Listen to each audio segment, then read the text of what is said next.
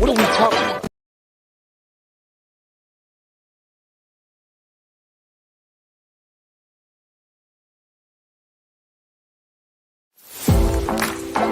What are we talking about?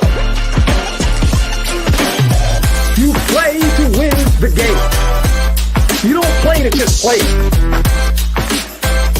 Come after me! I'm a man! I'm for you! Can't wait! Let's go! Isn't that such a beautiful intro? I just had to start saying that. Like, I haven't got to see that yet, but that's such a good intro. It's very good. It's legit. Okay, now you can start, Kyle. I just had to get that out there real quick.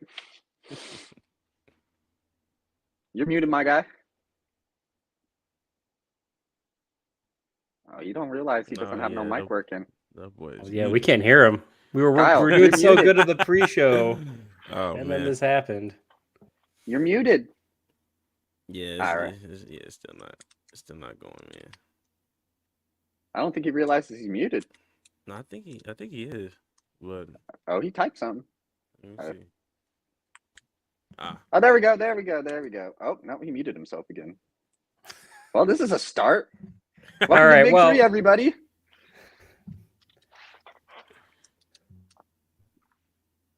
welcome to the Big Three. It's Tuesday night. It's 7:00. You know what we're here to talk about. Kyle's having some issues here. I'm Jake.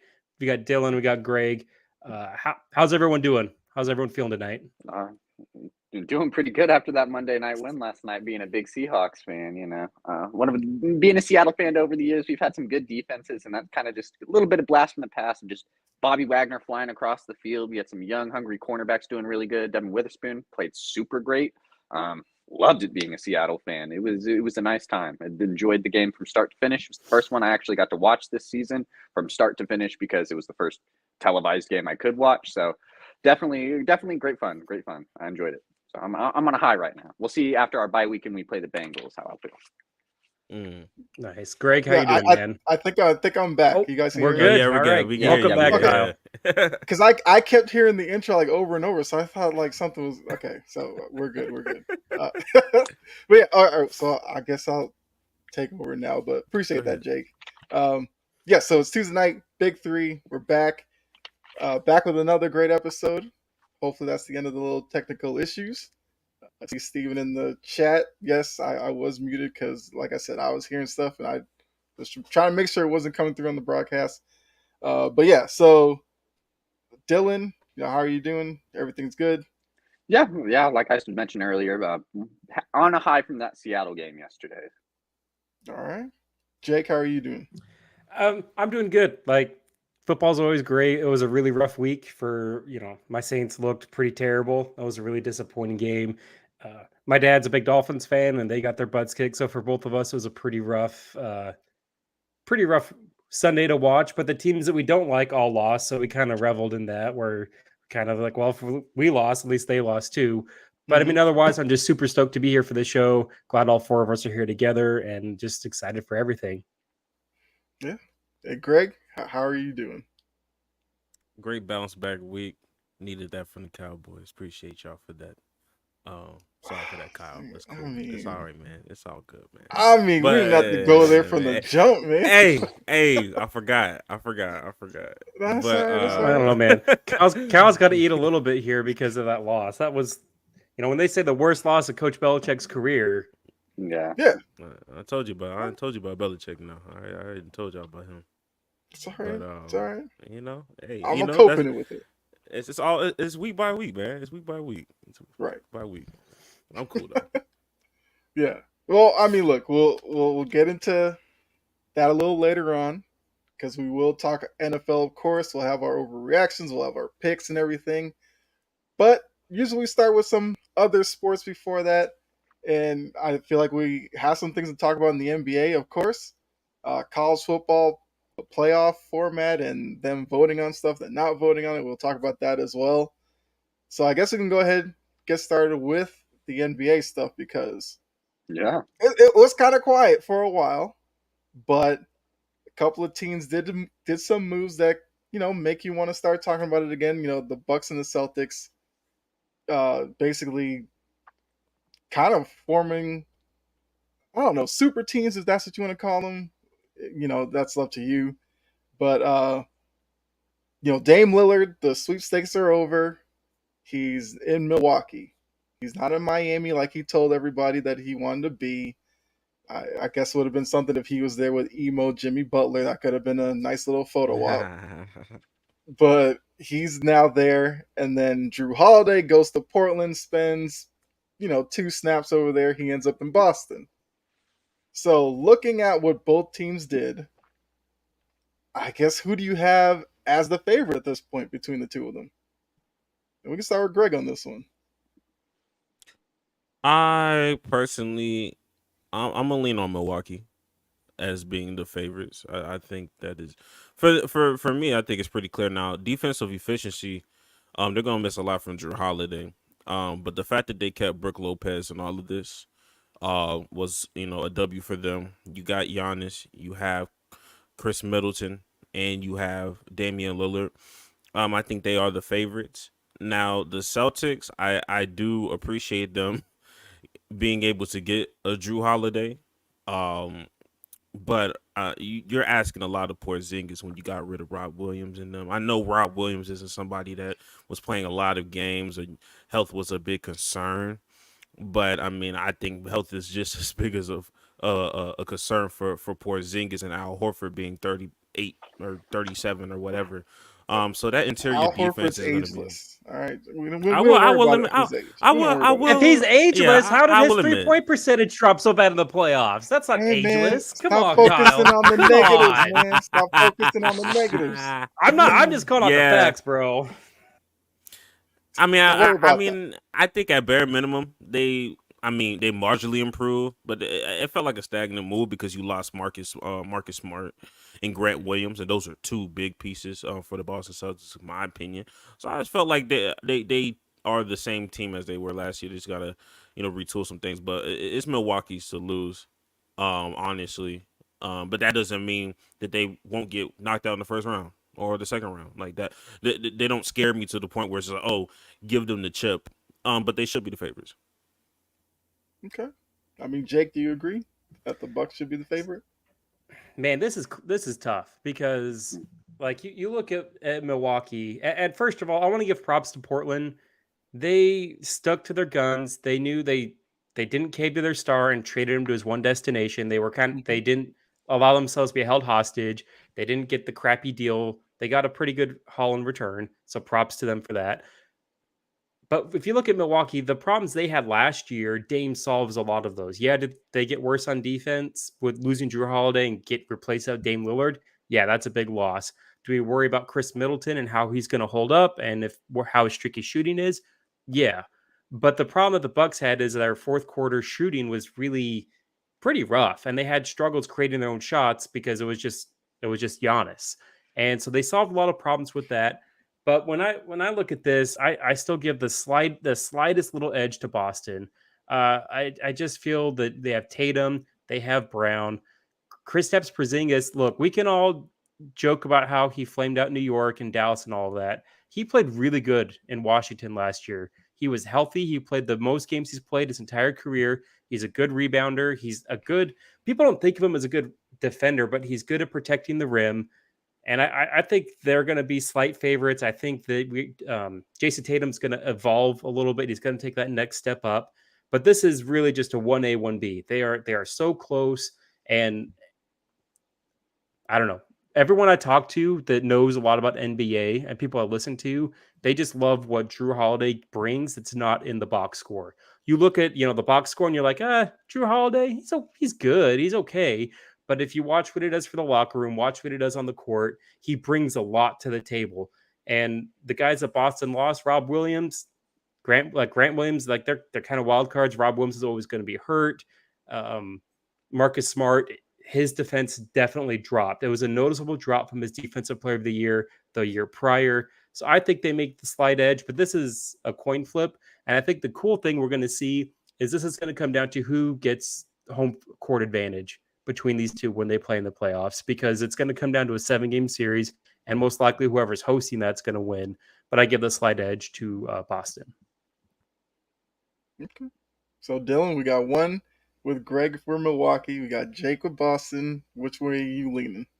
I'm going to lead kind of with Jake, ever so Boston, but I do agree it's kind of a 1A, 1B situation. When I look at Boston, their biggest offseason loss this season was Marcus Smart, and then replacing him with Drew Holiday was a very good deal. And a second, what Jake said, Rob Williams, Grant Williams, kind of wild cards, more Rob Williams in that sense where he plays really well, but when he's healthy. And man, the NBA is crazy. There's going to be a center buyout market. There's going to be free agents. There's going to be a bunch of stuff that they'll find a caliber of player to kind of replace for Rob Williams. Maybe not do exactly what he did, but they'll be able to find some sort of rim protector, rather that be trade deadline or buyout market or somebody on free agency that I imagine if they do need it and is that big of a hole for them, at least on the defensive side, they'll make some moves to find something work.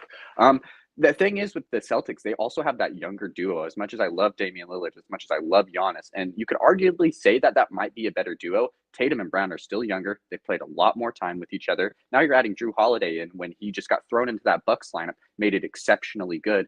Derek White had a really good season last year and is looking to be a lot better this year. I mean, they chose him over Malcolm Brogdon, essentially. Yeah, I would have to say it's the Celtics. I mean, just overall, it seems like they're a lot more well-rounded. I'm not saying a lot more well-rounded than the Bucks, but just specific areas they'll help. I think they'll have a lot more poise, and especially having that younger duo, it's not going to be as rough on them playing some back-to-backs or some heavier games or close situations than it might be for someone like Damian Lillard, to be honest.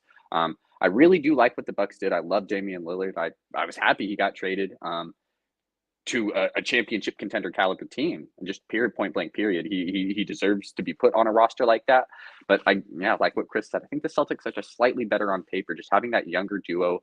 I mean, all-star caliber players like that. Drew Holiday just kind of just sets it over the edge. I mean, personally, I like Drew Holiday better than I like Marcus Smart. And same. 100%.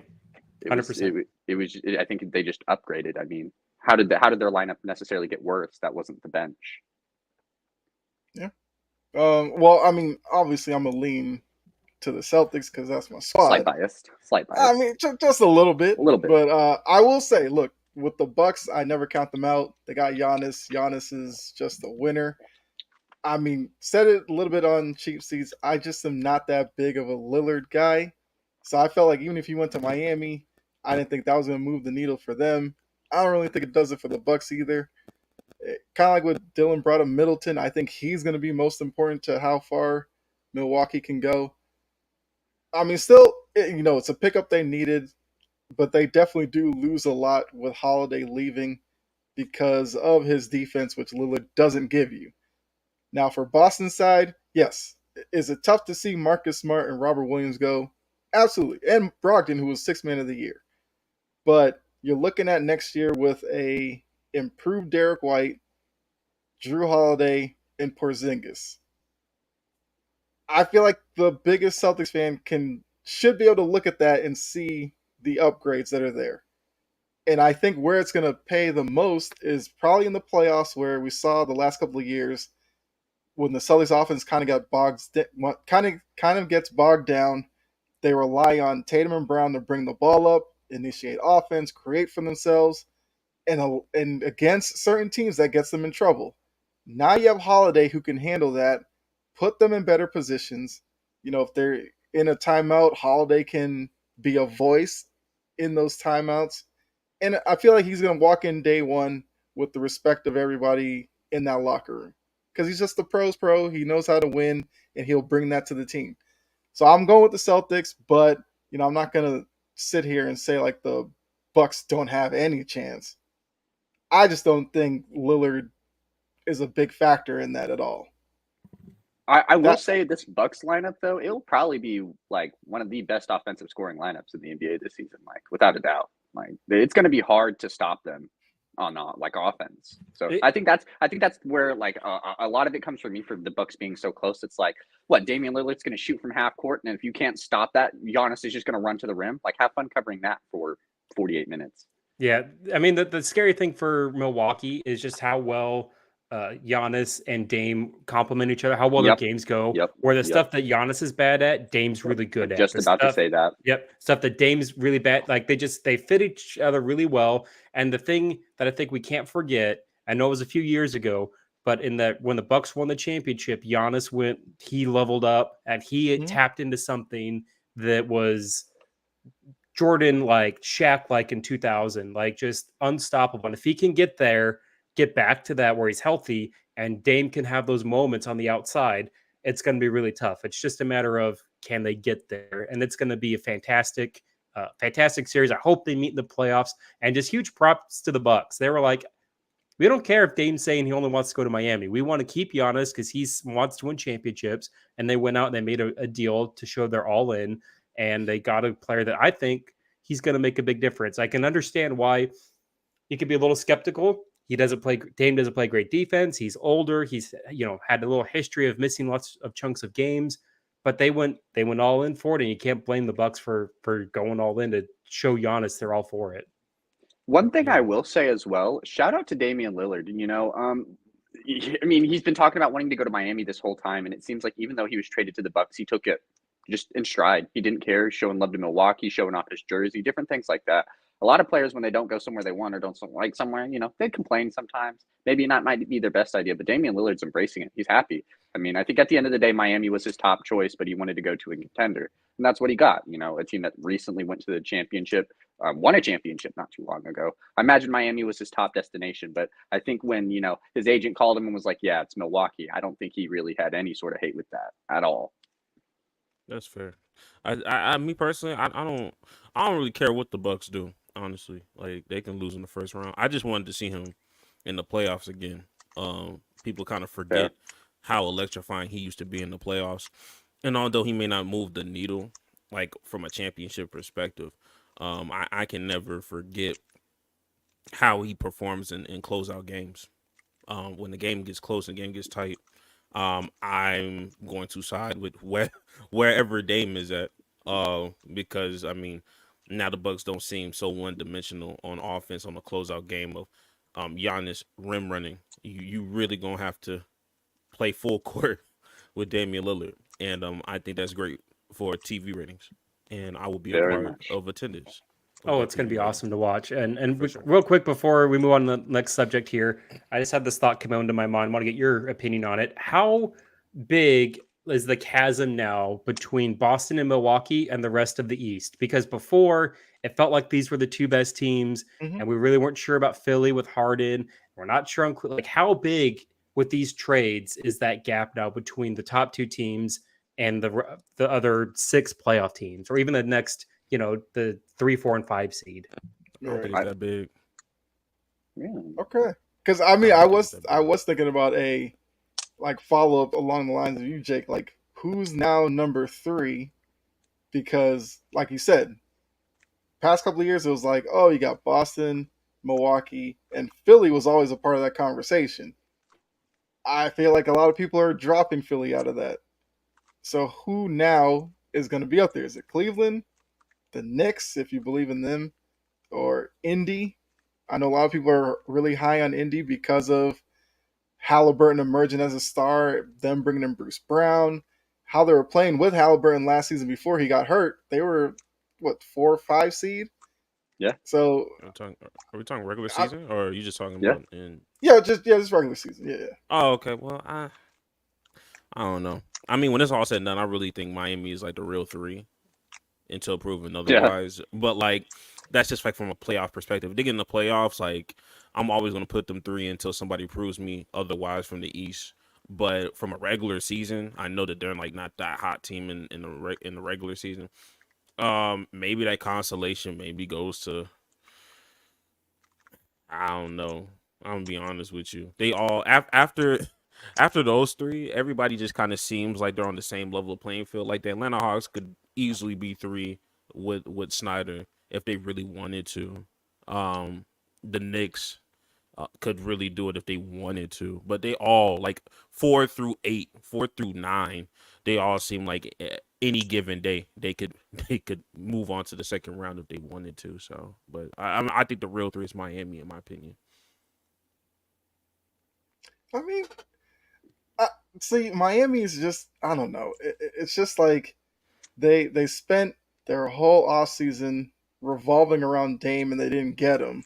Mhm. Then it seemed like the obvious choice was when we knew Portland wasn't going to keep Holiday, To go get him. he was going to go to Miami. But it seemed like Sure. Miami was never really like that interested in him. And now it's just like they've lost Struce, they lost a few perimeter guys, Vincent. haven't really replaced anybody. Like what's their plans now? Heat culture. That's their plan, Yeah, man. that's- It's that's heat all they have. culture. That's just vibes. You Because got last- culture and heat culture. Oh God, it's really just Spoelstra and heat culture. Like I can't even put Pat Riley in there. I don't even think Pat Riley really doing his job right now. I'm not gonna lie to you. It's really just Eric Spoelstra and that heat culture and Jimmy Butler and the influence of maybe Dwayne Wade. That's about it. Like I don't know what's gonna happen because last year I had no faith in them. And the year before that, I didn't have no faith in them. And the year before that, I had no faith for them. And in this past 5 years, they done made 3 conference finals appearances and 2 finals appearances. Yes, they didn't win, but I'm going to stop just sleeping and disregarding the Miami Heat because they always tend to prove me wrong. So this year, I'm like, hey, yo, they'll find a way to get back in the playoffs. And if they play the Bucks, I just find it very funny that they might just upset them. That would be funny to me. That would be great for television. For you to do all this stuff and you still lose to Miami in the first round. The narratives that I would be pushing is going to be horrendous. I'm telling you right now. I think it's going to be fun for the sport. Also, Greg just wants some chaos. That's all. Low key. Let me see here. Low key. I ain't going to lie to you. Yeah, I mean, But they did fumble, though. They did fumble. Yeah, it's just like I just don't know what they're gonna do from here. But hey, Yeah. they find a way because Butler kind of waits till later in the year and then he ups his game. I don't know. I just don't know how big of a threat Miami is this year because looking at last year, I kind of think they got a little lucky because If Giannis doesn't break his back, how does that series go? Like, let's be real here. that's true. I think it goes They I got, think it goes the same. but I mean, they had crazy, like streaky shooting from like Martin, Struce and a bunch and Vincent. Like, who saw like Gabe Vincent coming on the way that he did last year? Fair. Nobody. Not me. And now it's like, who's that going to be this year? Highsmith is going to all of a sudden become some like crazy two-way player that everybody's going to be like. It's whatever undrafted guy they got. Yeah, Yami Jaquez and Tyler Hero. That's what they relying on this year. I'm not gonna lie to you. Like I swear, it sounds crazy though. It sounds crazy, but I mean, look, I'm tired. I'm tired of sleeping on them. I'm tired of sleeping on them. I swear, before the season starts, like the Heat just go to like every G League team and they're like, "Come on, we need a couple of you guys for depth. Like, we're taking you to the finals," and it works out. Right. Heat culture. So, John did ask a question, and then Steven will get to yours right after. He's wondering who are our dark horses to win it all this year. He's thrown Warriors, Clippers, and Mavericks. I mean, Clippers. Look, Kawhi Leonard's not even committed to playing more games this year. He says, "Who cares about this new rule and stuff? He's gonna play how many games he wants to play." The Mavericks. Look, if you think Kyrie and Luka find some magic chemistry and they carry that team, more power to you. Now the Warriors, it's kind of weird thinking of the Warriors as a dark horse team now. No, come on, John. The Warriors aren't a dark horse. They're the Warriors. Well, I don't know. A lot of people aren't going to be thinking about the Warriors this year. Nah, man. When I saw that question, I was like, the Warriors should never be looked at as a dark. If we're thinking the Warriors are a dark horse, they've won the championship this year. It's already over. Yeah. If we think the Warriors are a dark horse, they already won it. The minute we underestimate them, they're just going to win the championship, and it's like, oh, okay. But I just kind of think they're slowly being kind of pushed out of the conversation because, Clay still hasn't gone back to his form. I think Draymond's going to miss like the first week or so of the season. There's questions about who do they have to play down low besides Looney. How does Chris Paul work there? I think it's the first time in a while that people are just like, I don't think the Warriors are that juggernaut that teams fear anymore. So And then maybe they'll that's win why the John threw championship. them in there. I mean, it could very well Yeah, happen. these not real. But I mean, dark I guess horses. like who are your dark horses? That's what John wants to know. So Man, we'll exclude the Warriors since we're not going to count them as a dark horse. Okay. Who um, going? man, I don't hate the Clippers. It just matters if Kawhi can stay healthy, if Paul George can stay healthy, because they are a good combo. Paul George has been shown time and time again that he can be an MVP caliber guy. I mean, we've seen what Kawhi Leonard could do, even leading that Raptors team to a championship. So I mean, if this Clippers team can stay healthy, it'd be them. You have two All-Star caliber players that defend that could be really good. Other than that, man, nobody on the East, makes me think that they're going to be a dark horse, like we mentioned earlier. I know the graphics still up with Boston and the Bucks, and then you kind of have Miami kind of lower in there. None of those teams are really dark horses. I don't really see a team like Cleveland. Sadly, I'm an Atlanta fan, but I'm not sure if I can see them being at that point in time yet. Indiana's cool, but they're still pretty young. Man, you got to pick any team from the West. You could say, that's not like the teams competing in the lottery. Yeah, I got It's you. just it's all gonna be so close. But if I had to just pick one, I'd say the Clippers, because if they can stay healthy, I mean, Kawhi's really good, and if Kawhi will play the whole playoffs, I mean, that's still pretty scary at the end of the day. Same with Paul George. Man, I'd be laughing every time people talk like with the Clippers, like if they stay healthy. Like Yeah, we've been yeah, talking I about mean, this it's for the like same thing 15 again. years. I ain't gonna lie to Yeah, you. Yeah. If they stay healthy, man, hey, that dark horse for real. We didn't hear that like at Blake least 12 Griffin and years. Chris Man. Paul, DeAndre Jordan were that close. Only if they stay healthy. Nah, let me give y'all a real dark horse. Sacramento. Yep, you stole it. That's what Yeah, I was I gonna was say. going to go there Yep. too. Sacramento. I ain't gonna lie to you. That first year, this past year, when they was lighting the beam and stuff, like look, they just were not as experienced as they needed to. But I think this year they retooling. They already got De'Aaron Fox talking about he don't care about the Olympics. That's what I want out my point guard. I don't care about the Olympics right now. I'm trying to win a championship. You know what I mean? Give me the chip. That what's that dude's name? Oh, Sabonis. You know what I mean? He put Sabonis. vibranium in his rib cage. He put vibranium in his rib cage when he got stomped. He a different man now. So I think that's a real dark horse right there. I think they still I have didn't think Malik about the Monk. Kings. But I the didn't think about the Kings, but I like that. the Kings is a real dark horse. I think Keegan Murray. Keegan Murray's gonna take another leap. But yeah, that's what I think, because everybody else that's from the West, those are like legit contenders. You know what I mean? Mhm. Like everybody from the West, like the Warriors, Clippers, all that, we talk about them in championship contenders like all the time, and then the East is the East, and I think the Kings are just right a tier below them, and nobody's really talking about them, and that's okay. But when Mike Brown start talking and doing all this little motivational quotes that you see on Instagram again, y'all gonna realize that hey, we gotta take them seriously this year. Okay. So Jake, you said you had the Kings as Yep. well. Sacramento. I mean, no need to repeat what was said earlier. Like it's Sacramento for everything that was said before. Yeah. They're going to be Okay. great. Love me some De'Aaron Fox. So who did you have, Dylan? Because you said you weren't thinking about the Kings. Well, I had the Clippers. Oh, that's right. Yeah. Yeah. I guess remember you just started the whole thing with that. Okay. So Sleeping John, teams. John threw out probably the darkest horse of the conversation. He says he Houston. thinks Houston can make a deep run. Yeah. I mean, after I they mean, trade that's- Kevin Porter Jr. Yeah. Yeah, Come on now. that's an interesting take. We needs that. Uh, That was gonna be one of my what you call it. He said there was somebody. It was like any sleeper teams to watch out for NBA wise. That Yeah. was definitely gonna be the team that I was gonna promote. Mm-hmm. I'm a Houston native, love the Rockets, so of course this is 1,000% biasness. I'm not even gonna hide that. But Ime Udoka, Fred VanVleet, Dylan Brooks, Cam Whitmore, Amin Thompson, Jalen Green, Jabari Smith. There's just so much talent there. Mhm. Alperen Sengun. Alperen Sengun. They just signed Reggie Bullock, or he's about to sign over here.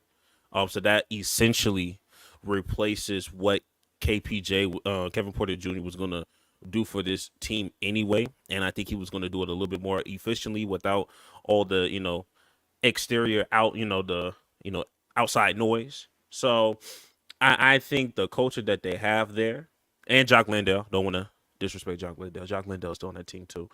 I think that this team is going to make some real noise. And I was going to say the what's that thing in December? what's the thing? The playing cup, tournament. No, the the Yeah. playing, Well, tournament. the in season tournament. Yeah. the end, the Oh, end in season tournament. tournament. Sorry, yeah. Yeah, come on, in-season. I said that they were going to make some noise there and have some real experience, and they'll make a play-in spot. I don't think they're gonna do anything past that, but the goal is to make the playoffs. They're not trash no more, in my opinion. But baby steps. But that's a sleeper team to watch for real. No, that's not a bad take. Houston will be in contention for the playing game. The West is going to be really good. They give me Thunder vibes. Yeah, fair. Yes. Yeah, just learn how to play together, learn how to play as a team, as opposed to just kind of taking turns just shooting the ball. So it'll be interesting to see what Houston does, and then Oklahoma City. Let's see what Chet does. Like they got a lot of good players on that team. Mm-hmm. Chet looks a lot stronger, looks a lot bigger. Like they're a good organization. I think they're going to be the team that's going to be really what was it called? The sleeper team to watch. That's going to be fun NBA to watch. Is going to be Oklahoma City. Yeah, I wouldn't be surprised at the end of the season if OKC was like a 4 or 5 seed, and we were just like, yeah, that's completely understandable. I mean, this whole Western Conference is going to be so tight that any of these teams, like you could literally pick 8 teams and put them in any order, and you'd be like, yeah, that's honestly understandable. So John says no one believes in the Cavs. I was gonna say, I don't because we believe were it. talking about the Kings, I was like, I could see the Cavs, but what worries me about them is Donovan Mitchell not being committed to them and him like openly talking about wanting to be in New York. I just don't know. You know, they brought in a couple more perimeter players, which I thought was something they needed. Because last season, when it came down to it in the playoffs, it turned into what we saw in Utah. Give the ball to Donovan Mitchell and hope he could do something. And it didn't work in Utah, and it's not going to work in Cleveland. So hopefully them bringing in some guys that maybe he can kick it out to knock down a perimeter shot, they could be better. Because between, Mobley and Allen down low, that poses some problems for some teams in the East, but I've always worried about them offensively. So I will Mobley say needs a game. Mobley needs to Yes. get an offensive game. If he can do that, then Cleveland could be a potential sneaky third team in the East. Absolutely. But until that happens, we have to just assume they're going to be kind of what they are. And look, I'm a Utah Jazz fan. I love Donovan when he was in Utah, but you're going to have moments like we saw in the playoffs where he just can't connect. He just doesn't do it. He tries too hard, tries to play a little bit of hero ball, and his defense has slipped. And that's just, it's not going to come back. We're not going to see a step up for Donovan. We're going to see more of the same. And then there's going to be that distraction. He's a good dude, but if he's not going to commit to the team, who knows what happens as Cleveland try and get something for him if he just decides to leave. It'll be really interesting to see. And New York exploited that so bad from a like Evan Mobley, Jarrett Allen perspective. Like, I mean, there's a lot of potential there. But when you got Mitchell Robinson and Julius Randle exploiting you that bad in the playoffs, I don't have that same confidence until I start seeing crazy improvement. I'm not really expecting Jarrett Allen to have an offensive game. So it really all relies on Evan Mobley. And I know they have a lot of like capital and confidence in Imani Bates. I heard, that's like their guy, but I don't know if that just moves the needle this year per se. So no, I don't really believe in the Cavs. I just think that they are the same team that is in the East that can, at any given time, if you flip a coin, if you land on heads enough times, they'll move on to the next round. But that's about it to me. No, their second round ceiling team. That's their ceiling. Second round. I agreed. Yeah. All right. Steven did bring up a team that we didn't even mention. He says he knows Morant's suspended for 25 games, but they did get Derrick Rose. If Memphis can hold it together, Memphis is exciting to watch. What do we think about them contender-wise? Because, look, they were everybody's pick last year. Everybody was all about Memphis last year. And it didn't work out, obviously. Then they had the rough offseason with Morant, but they did bring in Smart and Derrick Rose. Two guys who are great leaders, should be able to change a little bit of the dynamic in that locker room. But, I mean, are we really still thinking about Memphis as that next team to step up, though?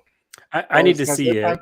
Yeah. I need to see it. And one thing to note, Derrick Rose said it was either today or yesterday. He told Ja, I'm not here to babysit you. Like, I'm not here to be this leader and be like, here, let me take you under my wing and show you how to be an adult. He's like, no, that's not what I'm here for.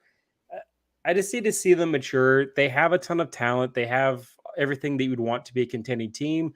We just need to see the maturity to play 3 rounds of basketball at an elite level where you don't do something stupid to cost yourself a game, whether it's on the court or off the court. Jesus. God I mean, bless John him. talking about man's Oh my broken God. knees. I mean, Man, that's Oh savage my right God. there. that's just shots fired, Oh my man. God. Oh, Oh my God. My thing we with all got sad Memphis, there. my thing with Memphis, I mean, having Jaren Jackson on that team is a big plus. I mean, they're going to be really good defensively now. Having Marcus Smart also as an addition on that team, they're loads better defensively. Just I'm not sure how if John Morant, well, Derrick Rose is going to have that same impact as a guard as John Morant does. I know Desmond Bane's going to really have to be clutch for them. Losing Dylan Brooks, I mean, I'm not sure if that's a gain or it's a gain in the locker room, but a loss when it also comes defensively. But getting Marcus Smart will definitely help replace some of that void. It's not sure I'm much on the wing spot, but we'll replace some of that void. Man, they could be really good. It just depends on in those 25 games what their record is. Because 25 games isn't like it's not like anything little. I mean, if they end up being like 10 and 15 or like 5 and 20, something wild like that. I mean, that's a pretty big hole to claw back from. Mhm.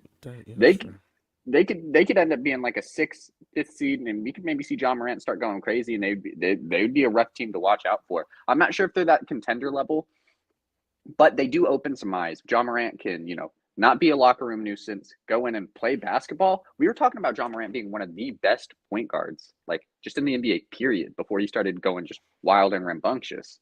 Man, I do like Memphis a lot. It's just I don't want to put stock into them because when you do, it's just like they kind of disappoint us. And that's not really anything on Memphis's fault. It's John Morant's fault. But sad thing, he's the star. Yeah, that's true. Like to answer the actual question is like, will they, how entertaining will it be? I'm not gonna lie, like they weren't really entertaining without John Morant. Like I wasn't trying to tune into a Memphis Grizzly game that didn't have Dylan Brooks or John Morant on the team. So from an entertainment standpoint, I wasn't gonna watch them. But I really view them more like I view them the same as I would view like the Atlanta Hawks or the Miami Heat from a standpoint of like at their peak, like they could knock off some real championship contenders, but them taking it all the way and winning it all this year, I don't see it. But I can definitely see them knocking out the Warriors. I can see them knocking out the Lakers, even the Denver Nuggets, like just off of some rare occasion, just kind of like, oh, like we just got hot at the right moment and John Morant's energy was crazy. And you got like 40 from Marcus Smart and he hits a game winner that was ill advised and nobody wanted him to shoot for real. But like from a standpoint of them winning it all, nah, like a real championship contender, no. But they can knock some championship contenders off. I won't put it past them for that. Yeah. Oh well, I mean, my thing with them is like, I need to see a little bit more from Jaren Jackson Jr. I do think at times he can play a little bit of a finesse type of game, and I'd love to see him be more of a physical presence down low. I do think that's something they needed last year, especially with no Steven Adams, he's Mr. like intimidation on that team, and without Brandon Clark. So hopefully with those two coming back, they can kind of take some of that off of Jaren Jackson. But yeah, I'm just like you guys. I'm wait and see mode with them. Because Marcus Smart, look, he's not going to be afraid to tell John Morant how he feels. It's going to be whether or not John Morant's going to be okay with that. Because Smart used to do that in Boston all the time. He could tell Tatum and Brown about themselves. I think at first they didn't really like it, but they came to like be accustomed to it. I just don't know how it's going to play in the Memphis locker room. I will say, watch out though. Desmond Bain could really get himself an All-Star appearance this year. Having Morant out for 25 games, we saw what Bain was doing in that time off. There's nights he was going nuclear. I really like Desmond Bain a lot. Maybe that's just me being a little bit high on him. I know he doesn't really have a too evolved game outside of scoring, but I do like what Desmond Bain has. I mean, I hope so. He got a super max this offseason. I hope he an All-Star. I'm gonna lie to you. So Mo says he doesn't know who's going to win it all, but the Grizz can't beat the Lakers in this series. Not if both teams are fully healthy. Lakers in 5. That's cool, but one of the Lakers always 100% healthy. I mean, Yeah, man. Well, I mean, hey, April's a long time away. A lot can AD happen. says he's playing 82 this year. That's the hope. yeah. Okay, so he's gonna turn into John Stockton or Karl Malone when he's in his 30s. Come on, man. He'll play 6. He'll play. He'll. My goal for him is hit that like cap to get them awards. 65. That's a cool season for AD. I'm not sure when the last time he's played 60, 70 games. Get to that point, and then maybe you can start talking 80 the next season. 75. The Let's last start time he talking did 82. was probably like his second year in New Orleans. Because 65 it's been a games. while since he's played 65. Yeah. Yeah, 65. You're talking 82. I mean, I crazy. get it. Me as an athlete, if I'm coming off some injuries and I'm feeling good, I'm not going to be like, yeah, I'm going to play 70 games. I'm going to be like, yeah, I'm going to play the whole 82. But Yeah, maybe it's just pretty don't big- say anything. Yeah, Just yeah, keep your just mouth don't say shut. anything. She'd Yeah. be like, hey, I you gotta be I gotta take it game by game. That's what you gotta Yeah, say. You gotta just say, be I like- take it game by game. Yeah. Be like, the season's unpredictable, but my goal is to hit 82. Exactly. Oh, well, we'll see. I'll play We'll see if 82 in 82 if 82 is in the cards for AD. Mo did say who does play 82 in this era. I think last year was Exactly. like two players who did. Mikal Uh, Bridges. two- yeah, Bridges I hit think 83. Derek Mikal- White did as well. Mikal Bridges and any two-way player that wants to have a real NBA contract, they're gonna play 82 for real. They probably play more than 82 because they in the G League. I believe Zion will have more games than 80. I mean, Okay. Zion's another That's a player. stretch. That's a stretch. Okay. That's a stretch. That's a stretch. I can't even. I don't know about that one. I can't. Yeah, I, can't I don't even know do about I can't that even one hold- either. I can't even Is hold Zion, it. is Zion feeling like Zion yet? Do we Oh not yeah, I have it? remember. He was like, mentally, I'm not. I'm not Zion yet. You know what I mean? So I don't Is know he about there? that. Yeah, that ain't happening. Yeah. That ain't happening. And my last thing, I know we didn't mention the team, but what we feeling about Minnesota? We just hate them. We just hate Minnesota. I love it. I love me some Anthony Edwards. I like me Karl Anthony Towns, but I like the Gobert combo. We just down on Minnesota. Minnesota I'm all is- out on Minnesota. They cooked, Out. honestly. Yeah. Yeah, I'll I'm put out, it but this like way. I'm a fan. Yeah, Anthony Edwards is awesome. I love Anthony Edwards. I've never been a fan of Karl Anthony Towns. He's, to me, is the prototypical good stat, bad team guy, where he can put up stats where you're like, man, he's great on my fantasy team. He's good on 2K, but he's not tough. He's not dominant. And the pairing of him and Rudy Gobert just doesn't work. Look, Rudy did a lot of good stuff for Utah. He's aged. He's not the defensive presence that he used to be. Like I watch a lot of Jazz games. He's not the same player. He's got that huge contract. And then they're Minnesota. Like they just don't have a good culture there. I'm out. I think they're going to be 6th seed is their ceiling for this season. I did think- see some yeah. workout videos. Gobert working on that 3-point jump shot. And I've seen Ben Simmons do the same videos too. And look where we're And at. I've seen Hoodie Carmelo Anthony do the same thing. So I'm not here to talk about no videos for real. What I'm here to say is that we should have been listening to Jimmy Butler years ago about this team. I think that's where I went That's wrong. true. I was like, dang, like why they keep moving my guy? And then the whole time it's just like, man, maybe Minnesota was the problem the whole time. Okay. So what I mean? Props to Jimmy for leaving. Yeah. I feel like Yeah, it's kind of gonna be that same way with Anthony Edwards. He's just gonna get tired of the stuff and be like, "Come on, guys." Like, Yeah, He's trade gonna Carl- want Carl, out. bro. He's gonna want Yeah. out. Yeah, he Hold definitely up. will. Okay, I I heard, mean, yeah. Sean with another question, I guess, before we get off the NBA. Pistons. Biggest turnaround, Pistons, Magic, or the Spurs? I keep it Pistons. short. Pistons. Look, Definitely the Pistons. easy answer is the Spurs because of Wemby, but Detroit's had a lot of really good drafts. They get Cade back. They're going to Monty be really Williams. good. Monty Williams is great. They're going to be fine. Detroit's going to be good. They're going Yeah. to be on the turnaround.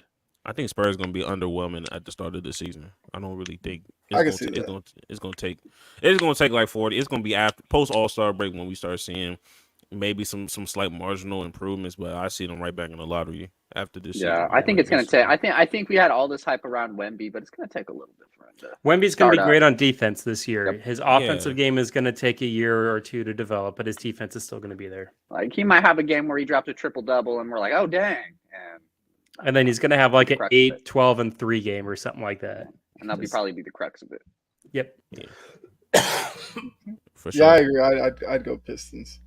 I mean, I'd love to say Magic because of all the draft picks they've been putting down there and all the young talent that just haven't amounted to anything. But The yeah, 13 first round guards they have. I and mean, I don't know and their who. bigs. Like, I don't understand who's running things down there. It's just like they just keep drafting the same type of guys to sit them on the bench, have just one play in front of the other. The other ones don't develop, and then it's just like, oh, we're 13th in the East again. I wonder what went wrong. Yeah, because you keep drafting the same guy and not developing any of them. Paulo's cool though. Paulo's cool. Wagner's cool. Yeah. But And Wagner's then very after good. that, yeah, what do you have? You know, Then it's just Orlando. right. Like Disney they had World. Michael Carter Williams on that team, and I was just like, "Where's this dude been?" He's still in the Mark- league. Jeez. Markel Exactly. That's what I was like. I remember Yeah, looking Fultz, at. I remember Cole just making a Anthony. joke about the guards of Jalen Suggs. Orlando. I remember making a joke about it and like looking at their depth chart. And I was like, "Why is Michael Carter Williams here? Like, what is Like, he doing?" ah man, I don't know. I saw Jalen Suggs out there in summer league dapping up everybody in the stands. I'm like, no, you need to be hooping. Like, you need to be on the court. Yeah, What man. are you doing? It's your bro? second year. You'd be out Come there. on, gang. Come on. What are we doing? Third Bottom year. East We'll is see. trash. We'll see. I mean, the NBA season gets started pretty shortly, so a lot of these questions you guys have been throwing out, we'll start getting some answers to them. But let's move on. I mean, we spent a good amount of time in the NBA, but it was a good conversation. Yeah, man. We haven't had NBA talk in a Yeah. minute, so Yeah. Media day. Yeah. And that's something that said in the chat before. You know, Jimmy Butler pulled up like Andre 3000 and Hey Ya, and you know, it's all good from there. Yeah. that's so how now that's how move- Jimmy Butler personally felt about this offseason, I imagine. Yeah, Fair. That's very fair. makes sense. So college football playoff, you know, they had their meeting about the current state of the expanded playoff format and what to do if the Pac-12 dissolves, which it most likely will, because what, 2 teams left in there that haven't been claimed by another conference. So the way it was supposed to go was with the Pac-12 staying together, and you have the 5 Power 5 with the 7 like wild card teams or whatever. But if the Pac-12 is not in the equation, they've kicked around doing Power 4, Group of 5, 7 wild cards, or Power 4, 2 Group of 5, and 6 wild cards. What would you rather see them do? Because obviously, like I said, the Pac-12 is going away. There's no chance of salvaging that. So would you rather have 2 Group of 5s getting like an automatic bid, like Power 5, I mean Group of 5 champions, I should say, getting in, or still keep the 1 Group of 5 and just add on another like wild card big name school? Yeah, go ahead, Dylan. Yeah. Man, regardless, it sucks. I want to say one thing about the Pac-12. If you look at the current AP top 25 poll, count how many Pac-12 teams are in there that are in this current Pac-12. It sucks. It sucks that that's disbanding because you have USC, Oregon, Washington, Utah, Washington State, Oregon State. You have 6 teams, and you probably have more that could get really close. UCLA isn't bad. So many other things. Just for it to dissolve, one, that sucks. But personally, I'm all about the wild cards. Give me more wild cards. I think if you add more wild cards, you're going to get genuinely the best teams in a playoff like this. Now, I don't want to shade the group of 5 schools. You got an automatic bid. But really, how is it really going to make that big of a difference? You know, let's say if Penn State's would be that last wild cards team, or like a team like Tulane. Who are you going to take in that instance? I want Penn State over Tulane. And it sucks for being a Power 5 school like that. But with that being said, you got the instant bid. Just go out there and win. I mean, you want the best teams in the playoffs. That's the whole point of a national championship, is to see who's the best team. So I think the more you have when it comes to quality of teams in there, that's my route. Just give me more wild cards. I don't like the rebranding, relocation of conferences anyways. So if we're going to do all that, none of it makes sense. The conferences don't make sense, period, now. So just give me the best teams. Okay. Yeah, I mean, I guys mean, agree? I'll just add real quick here for Dylan, like to agree to Dylan. Just give me the wild cards. Give me the best teams. Conferences used to matter. They don't. We have 4 mega conferences. Just give me the best teams. maybe you put in a little wrinkle in there that if there's two group of 5 teams that are like 12-0 or 11-1, then they both get in. Maybe you add some little thing like that, but the chances of that happening are pretty low. Just give me the best teams because, like Dylan said, with the conferences being the way that they are, like nobody cares. I don't care about conference play anymore. It's a bummer. It sucks. So just give me the best teams, give me the best matchups, so I can have the best football for the tournament. And also, if you look at like just end of the season AP polls, how many group of 5 schools are really up in that kind of top 15 rank? It's usually 1, maybe 2. Yeah. So it just fits. That's so lucky. Yeah. Yeah, I mean, after seeing TCU last year, I don't care about underdogs like that no more. Give me the best teams because that was embarrassing. That was embarrassing. I'm from Texas though, so like it's not even like no shade for real. It's just like they was eating chicken on the sidelines. You feel me? Like that was, I set aside like real time to like go get genuine food. Like I took out like restaurant food to sit on my my kitchen counter to see that, bro. Like that wasn't entertaining at all. Just give me the best teams. You know what I mean? This is entertainment. I mean, Dylan, you did bring up a point about it stinks that the Pac-12 is dissolving with the teams actually doing well. I think this is another instance where the NCAA was a little bit quicker with the expansion. Maybe they could have saved it. Cause I will always say, before when it's just the BCS with like the 2 teams and everything, that led to like the Big East going away as we remembered it. And I feel like if they had a playoff in place then, the Big East would still be around. And I think it's the same thing with the Pac-12 because all these teams jumped because the Pac-12 got no love in the playoffs anyway. So they're like, why should we stay here if the only way we get in is we have to go undefeated and hope Georgia or Alabama lose 2 games? That's the only way we have a shot of making the playoffs. But if you had the 12 in place, they'd be like, okay, now there's a path at least for 1, maybe 2 of us to get in. And I don't know, man. The NCAA is just always late with a lot of these decisions. NCAA is terrible.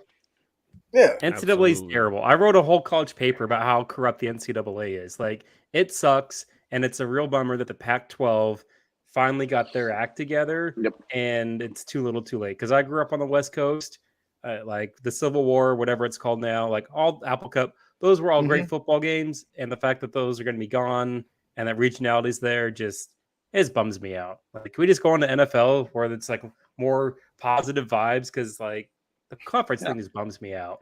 Yeah. It just sucks for the Pac-12. 6 out of the top 20 teams in the NCAA right now are Pac-12 teams. Like you look at an AP bad poll. timing. Yeah. Right. Okay. Well, I mean, we just had to talk about it a little bit. Like you said, Jake, let's get off of the NCAA. We could go to the NFL. Although I will say, the paper you wrote, if I had to do it, it would probably be a couple of words. Trash. That's what they are. And I'd have been like, there you go. Take it for what you want. But let's go on to the Toy Story broadcast. I don't know if you guys caught it. I saw something. I was just like, hey, man. A little bit. NFL, you got something here. I wonder how often they're going to do it. Will they choose like other themes? I don't know. Go with. They should. Yeah, why not? They had a slime. Didn't they have like a slime time one? They did it with Nickelodeon. They did a playoff game with Nickelodeon. Yeah, Nickelodeon. Yeah. I like this one better. This was better. Okay. I agree. I thought it was cool. I will say this is really great for the NFL. Just in a sense, if you want kids to watch your sport, even younger kids, perfect. Doing what they did with the Nickelodeon was a little weird in my opinion. I thought it didn't feel right. It just seemed kind of, I don't know, wonky. But regardless, it got a lot of viewership. I mean, a lot of people watch the games even on Nickelodeon.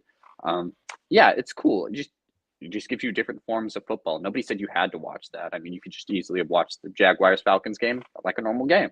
But this is a great avenue for just like kids or just different people who want to get into football to learn these players, different things like that.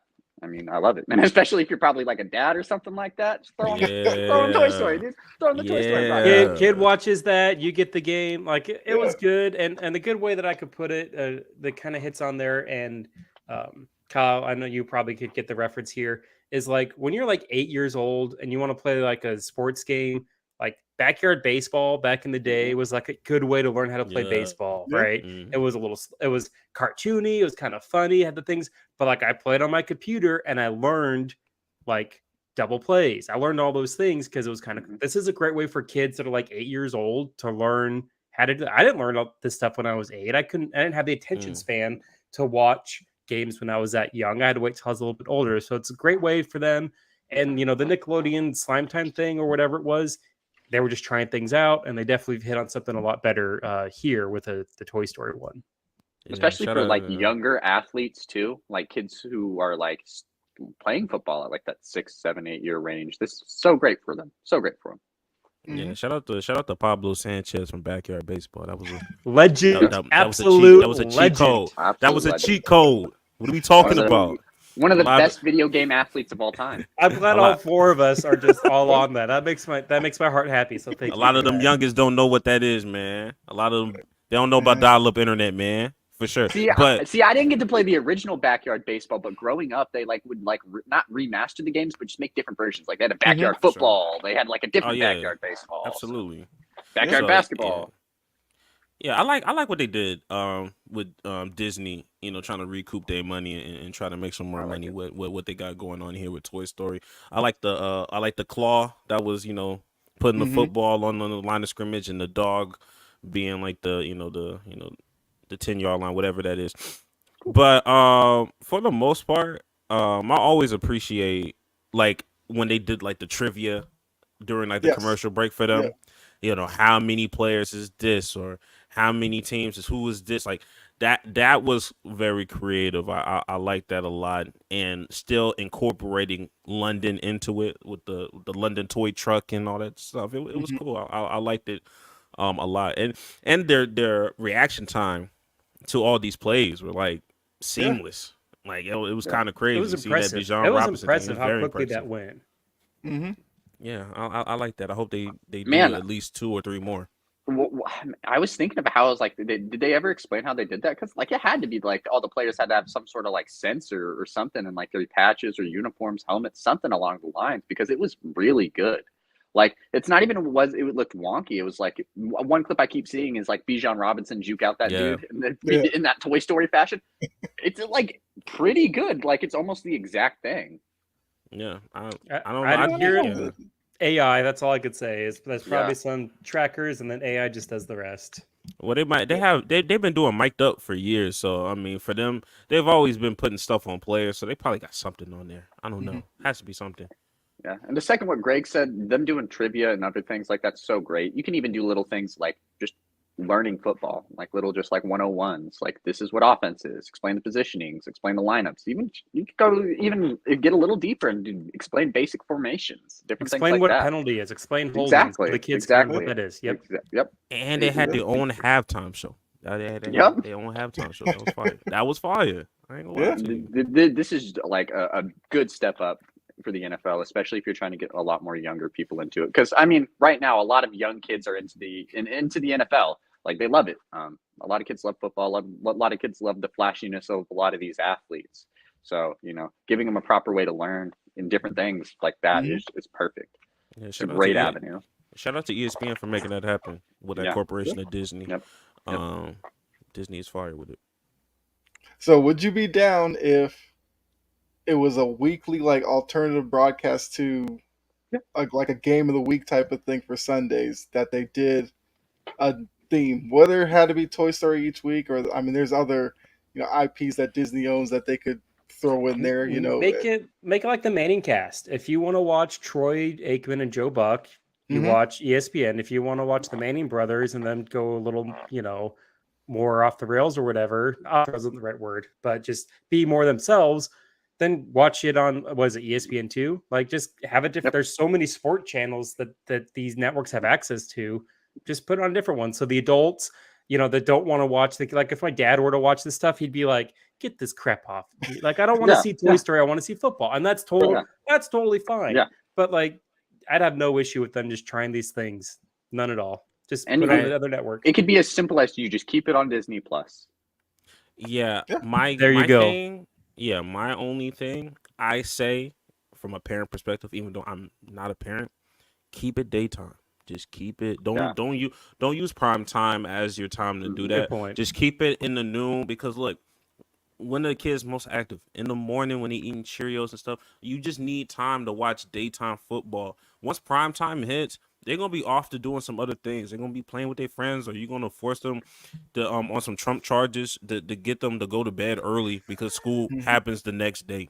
But in that morning time, that daytime when they got the most energy, that's when you need that viewership because that's when they're gonna be up in the morning, watching whatever they got going on. But that's what I do. Like Thursday night, I don't really think Thursday night is gonna be a Yeah, I good don't think time that's to gonna do work. that. Like, Yeah. nah. Especially You with pick a how random late- Sunday 12 o'clock game. You pick one of Yeah. the 6-7 Yeah. games that are going to be on. The best one, You got a the big best star. one of the 12.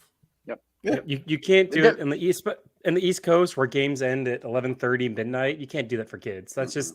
But Dad, I want to watch the Toy Story. It's 11 o'clock. It's 2 hours past your bedtime. Yeah. Like you can't And you have can't that. and you can't even debate them because you watching that same game just on the regular side. Like you can't even debate with your kid of why you can't watch it with them. So just keep it daytime, and it's on a Sunday anyway. So Mhm.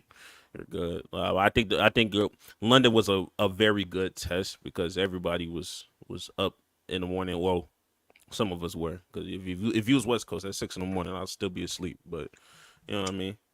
Let's see what noon looks like. Yeah. I know they have another London game this week. Yeah, I Jacksonville. don't know if they're. Jacksonville's I don't, staying there, man. Well, That's I their mean, home Jacksonville- They love sitting in Jacksonville over there in London. They've been man. there That's 10 crazy. times. They've been there Yeah. 10 times. That's like 3-4 more times than any other, multiple times than any other team. They should have a huge fan base in London by now. They Like, do. They should But have that's a their guy home who's a team. Jags That's their fan. home team. That's crazy. Okay. Yeah. All right. So score. I mean, I didn't get your picks last week, Greg, but it's all right. It's cool. Yo, I mean, it was crazy because I did go 5. Like, if I was to tell you I went 5 for 5, you would have thought it was crazy. But I did go 5 for 5. I ain't gonna lie to you. Or 4 for 4, low key. But I remember picking the teams, but I don't remember the what you call it, the odds. The spreads. Like I didn't have the spreads. I just knew that the Lions was gonna win and that the Chargers was gonna win and all the other stuff. But I'm better prepared. Yeah, it's I all was- right. Yeah, we got a new too. Sometimes Go I ahead, forget we Dylan. go by the spread. No, sometimes I forget we go by the spread. I was like, how am I 2-3? Because I only missed one pick out of teams who actually won, and that was Thursday night. But that's all about the spread. Because you did have one. I can't remember which game it was. It was like a 3.5 point spread, and the team won by 3. So technically, you didn't win that one. I was like, It's that's kind of brutal, messed man. up. But It's That's brutal. tough. That's so Yeah. tough. It's all good. It's all good. yeah, I can't remember which I one it was. That's why I don't gamble. I think it was the Broncos game. Because the Broncos were 3.5, and yeah, they won by 3. Yeah, that upset me. I watching that game. I was like, man, I picked Denver one more time, even after I said I wasn't going to do it, and they were down so much at one point, and I was like, yeah, this is my sign, and they came back and won, and I was like, oh, okay. But you still would have lost money if you would have bet on it because that's just how gambling Yeah, for works. sure. It's just the worst, man. Yeah, it's also how everybody felt with When they the win, I slide lose. from Mahomes. Oh, he was, man. he was That- walking in and then slid. Yeah, I was would have like, been 4-1. Cost me that one. Mahomes, all right, Jerk. man. At this point, they're just trolling all of us. They know what's going on. Oh, he knows.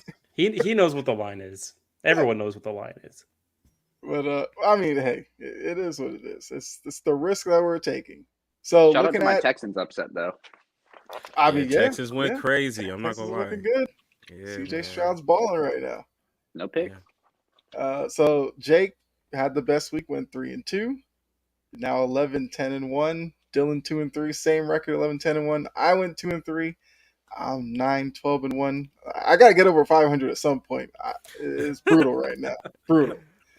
But let's go ahead. We'll get into these picks and see how we do. Let's get it. So Thursday night, Oh. got the Commanders and the Bears. Interesting matchup here. Commanders are 5.5 point favorite. They're coming off of a couple of weeks we're a little worried about them, but there's still optimism there because Bieniemy Rivera's doing well in what was seen as a lame duck year for him coaching wise. You still got McLaurin. You got guys over there. The Bears. I mean, we probably saw the best we saw of Justin Fields this past week. and they still found a way to lose it. That's probably more on Eberflus and his incompetency, but it is what it is. Maybe we're seeing a turnaround from Fields and the Bears. So how do we see this one going? It's in Washington. Let's start with Jake on this. How are you picking this game? Man, if I was gambling with real money, I wouldn't touch this game. I'd stay a mile away from this game. Agreed. Thursday, just a general rule. Like, if you're a gambler, like, don't bet Thursday games. Thursday games, wonky stuff always happens. Weird crap always happens. Short week. Short week, weird travel. It's never as high quality football as you think. We saw the best Justin Fields against a team that gave up 70 points the week before. Like, of course he's going to have a good game. Washington has a really good defense. They're coming off of it was like a kind of a heartbreaking loss to Philly where they were on the road. They felt like they were in it. They had that great comeback towards the end where they scored a touchdown on the last play of regulation. That was just like, it was nuts. Sam Howell leveled up on that drive. He made some really great throws, and then they just couldn't quite get it done. I thought they should have gone for 2. So I'm going with Washington here. Again, I wouldn't bet this, but this is more of just that I don't have any faith in Chicago. And Washington has a really good defense. They don't blitz, but they still get pressure on the quarterback. And I think that's going to cause a lot of problems for Fields to kind of go through his progression because everyone's going to be covered when they're only sending 4. So I'm taking Washington for this one here. All right. Greg, who are you taking? Man, this is very hard. Like you said, I would never touch nothing like this. But I'm gonna go ahead and pick the Commanders, and I don't feel confident saying that. But I'm gonna pick the Commanders. I don't necessarily love Sam Howell, but at the same time, I don't necessarily love the Chicago Bears defense. So I'm just gonna pick the Commanders and just give the rest to God. That's about it. Dylan, you feel the same way, or?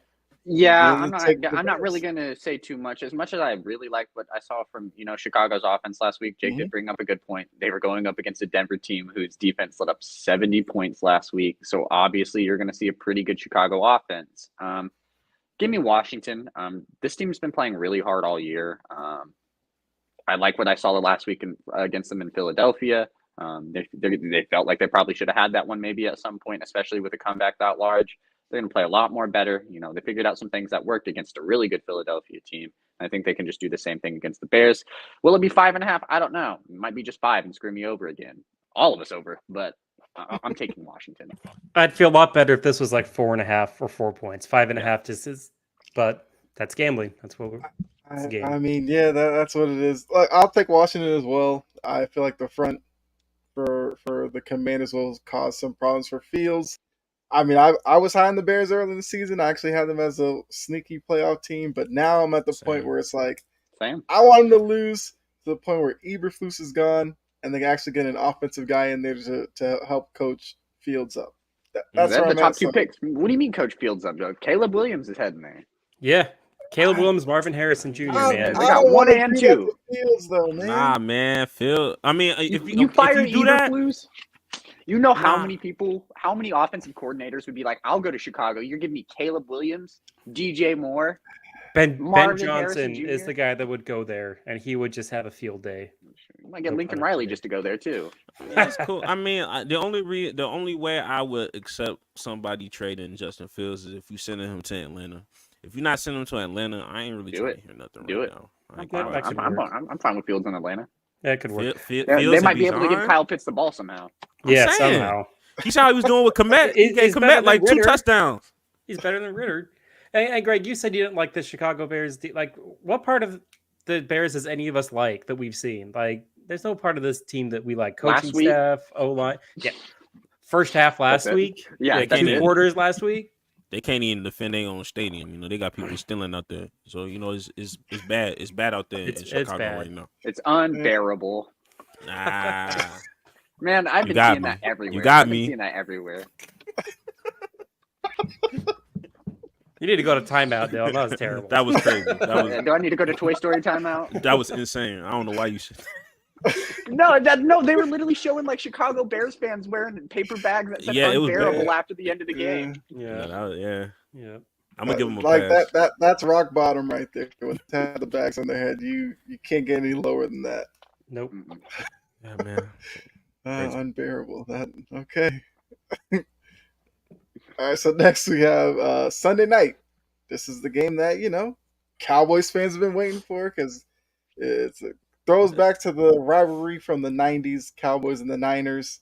Niners are a 3.5 point favorite at home.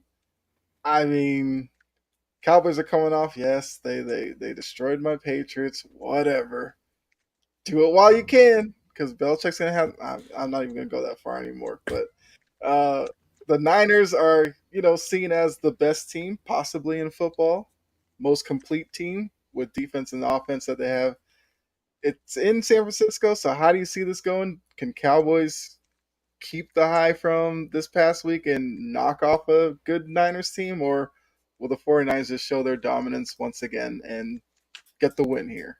Let's start with Dylan on this one. I'm taking San Francisco. Maybe it's just because I like what I've seen from them a lot, just a little bit more. I mean, they are one of the only two undefeated teams left in the NFL right now. I'm taking San Francisco. Christian McCaffrey's been going crazy right now. They're really having a stride with this offense. Brock Purdy looks exceptional. He's leading the NFL in QBR by like 5 points, that's not any minuscule gap by any means. He's very accurate. They're finding all of their weapons pretty good, and Kittle maybe a little less. Find him a little more. I need some help in fantasy, but other than that, Ayuk's looking really good. That whole offense just seems good. And then on the defensive side, they're not really struggling too much there either. Arizona kind of kept it close a little bit with them, but nothing too crazy.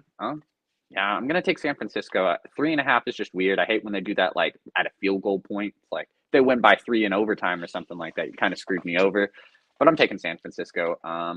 Maybe just because I haven't seen as many holes as them as what we've seen through Dallas, especially with that Arizona loss. Maybe that might be why. But if Dallas wins it, it's not surprising. Their defense has been absolutely crazy, especially in their offense has been really good as well. They could just come in here and shut down San Francisco, and it'd be like, oh, okay, this is what Dallas is about. All right, Greg, who you got? Trey Lance revenge game, by the way. That's crazy. That's crazy. I don't know why he said that. That's wild. He snuck that in the last minute. That's crazy.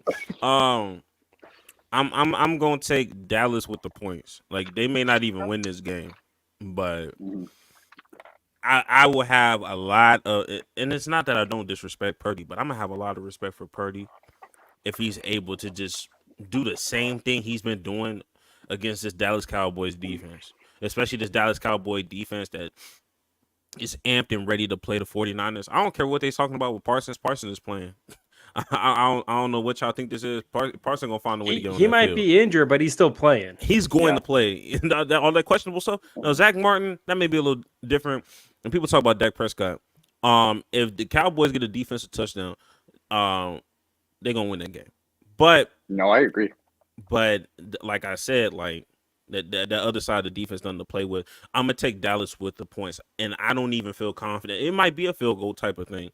I just don't see Dallas just folding to the degree of San Francisco blow. I will be very surprised if just San Francisco just blow them out the water or make it a plus touchdown game.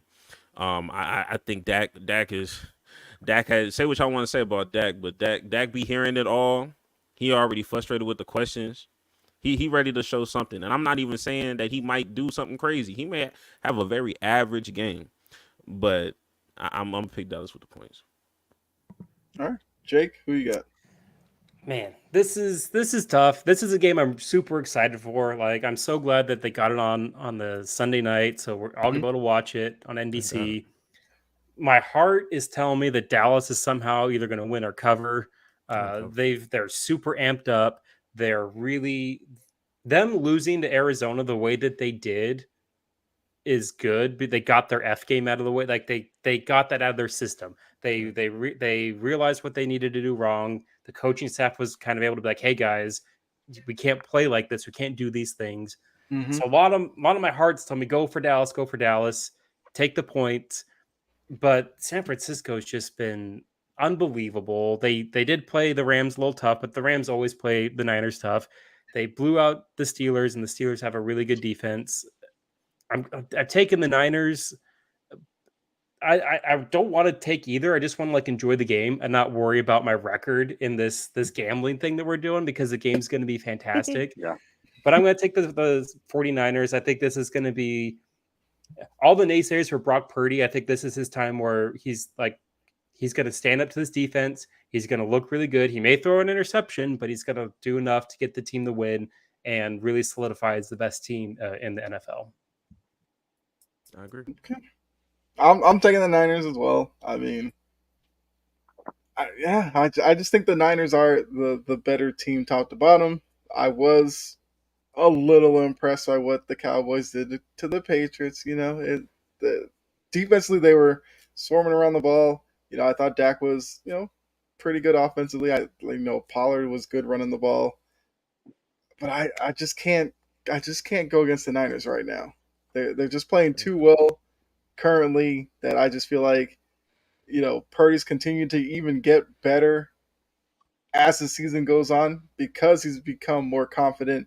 And maybe it was moving Trey Lance out of there that he now realizes like this is really my job. It's not something where I'm looking over my shoulder that if I struggle a little bit, will they turn back to Lance or whatever? It's me. I mean, they're not going to put in Sam Darnold over me. This is my team right now, and I feel like we're seeing that in his play. So I do think it's going to be not a blowout necessarily, but I could see the Niners win by 6 or a touchdown. Brock Purdy isn't going to be looking like he's seeing ghosts like Mac Jones was last week. See, I didn't even say it. You know what I mean? Like that. I couldn't help myself. I'm only saying that because the Patriots are probably going to beat the Saints this weekend because the Saints are just they're such trash that I have to get like a little jab in because Kyle's going to have bragging rights on me come Sunday. I mean, hey, the way it's going in New England right now, I don't know. Man, do all your guys' teams play each other? I don't think the Patriots play Seattle. I'm safe. I'm safe in all we do not play Seattle. No, that's funny. You're lucky. Probably. I mean, look, I like Geno Smith. I like Kenneth Walker. Yeah, it'd probably be a problem, especially with Judon being down. Gonzalez. I don't need to relieve that. Wash it out of my brain. All right, so now we got Monday night. This great matchup of the Raiders and the Packers. What were they thinking with this? I don't know. They're trying to boost up Las Vegas. That's what it is. You know what I mean? They trying to. Why? I don't know. I don't know. Yeah, that's actually a. You're really muted, Jake. Thanks for calling. They're trying to boost the Packers. Packers fans are some of the most annoying fans. They're gonna travel well. They want to show off Vegas at night and everything, but it's the Packers. They're trying to make Jordan Love happen. Is what they're trying to do. You couldn't do that for Kansas City and Las Vegas, man. The Super Bowl's in Vegas, though, right? Yep. Okay. I think you're right. Yeah, that makes sense. Yeah. That makes sense. I mean, yeah, it's a little interesting. preview. But I mean, yeah, technically, if you want to show off Vegas, yeah, you could use the Chargers or Chiefs, use a divisional game to show it off, but. It's Green Bay and the Raiders. Raiders are a 1.5 underdog at home, naturally, because of the many issues going on with that team right now. Horrible. But yeah, so we'll start with Jake on this one. How do you see this one going? Are you going to take the Packers, or do you think the Raiders could shock some people and win this one? I think the Raiders could shock people. I'll be honest, I haven't watched a whole lot of Raiders when they've been on TV. I think I've only watched when they played the Steelers. I know they have a good pass rush. The Packers' offensive line is iffy, but I just don't think that the Raiders are going to be able to do enough in the first half to really pull far enough away, because we know Green Bay is a second half team.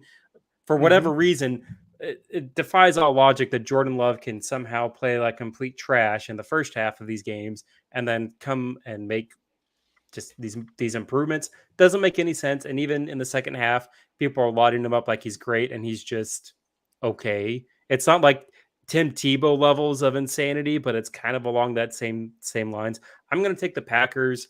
I don't think that they're going to come off of 11 days of rest, and they're going to have a good fan base because Packer fans travel really well. And I think they're They're going to find a way to win. They're going to find a way to protect Jordan Love from Max Crosby. The offensive line got bullied and destroyed by Detroit, and they've had all this extra time to try and scheme a way to keep Jordan Love afloat.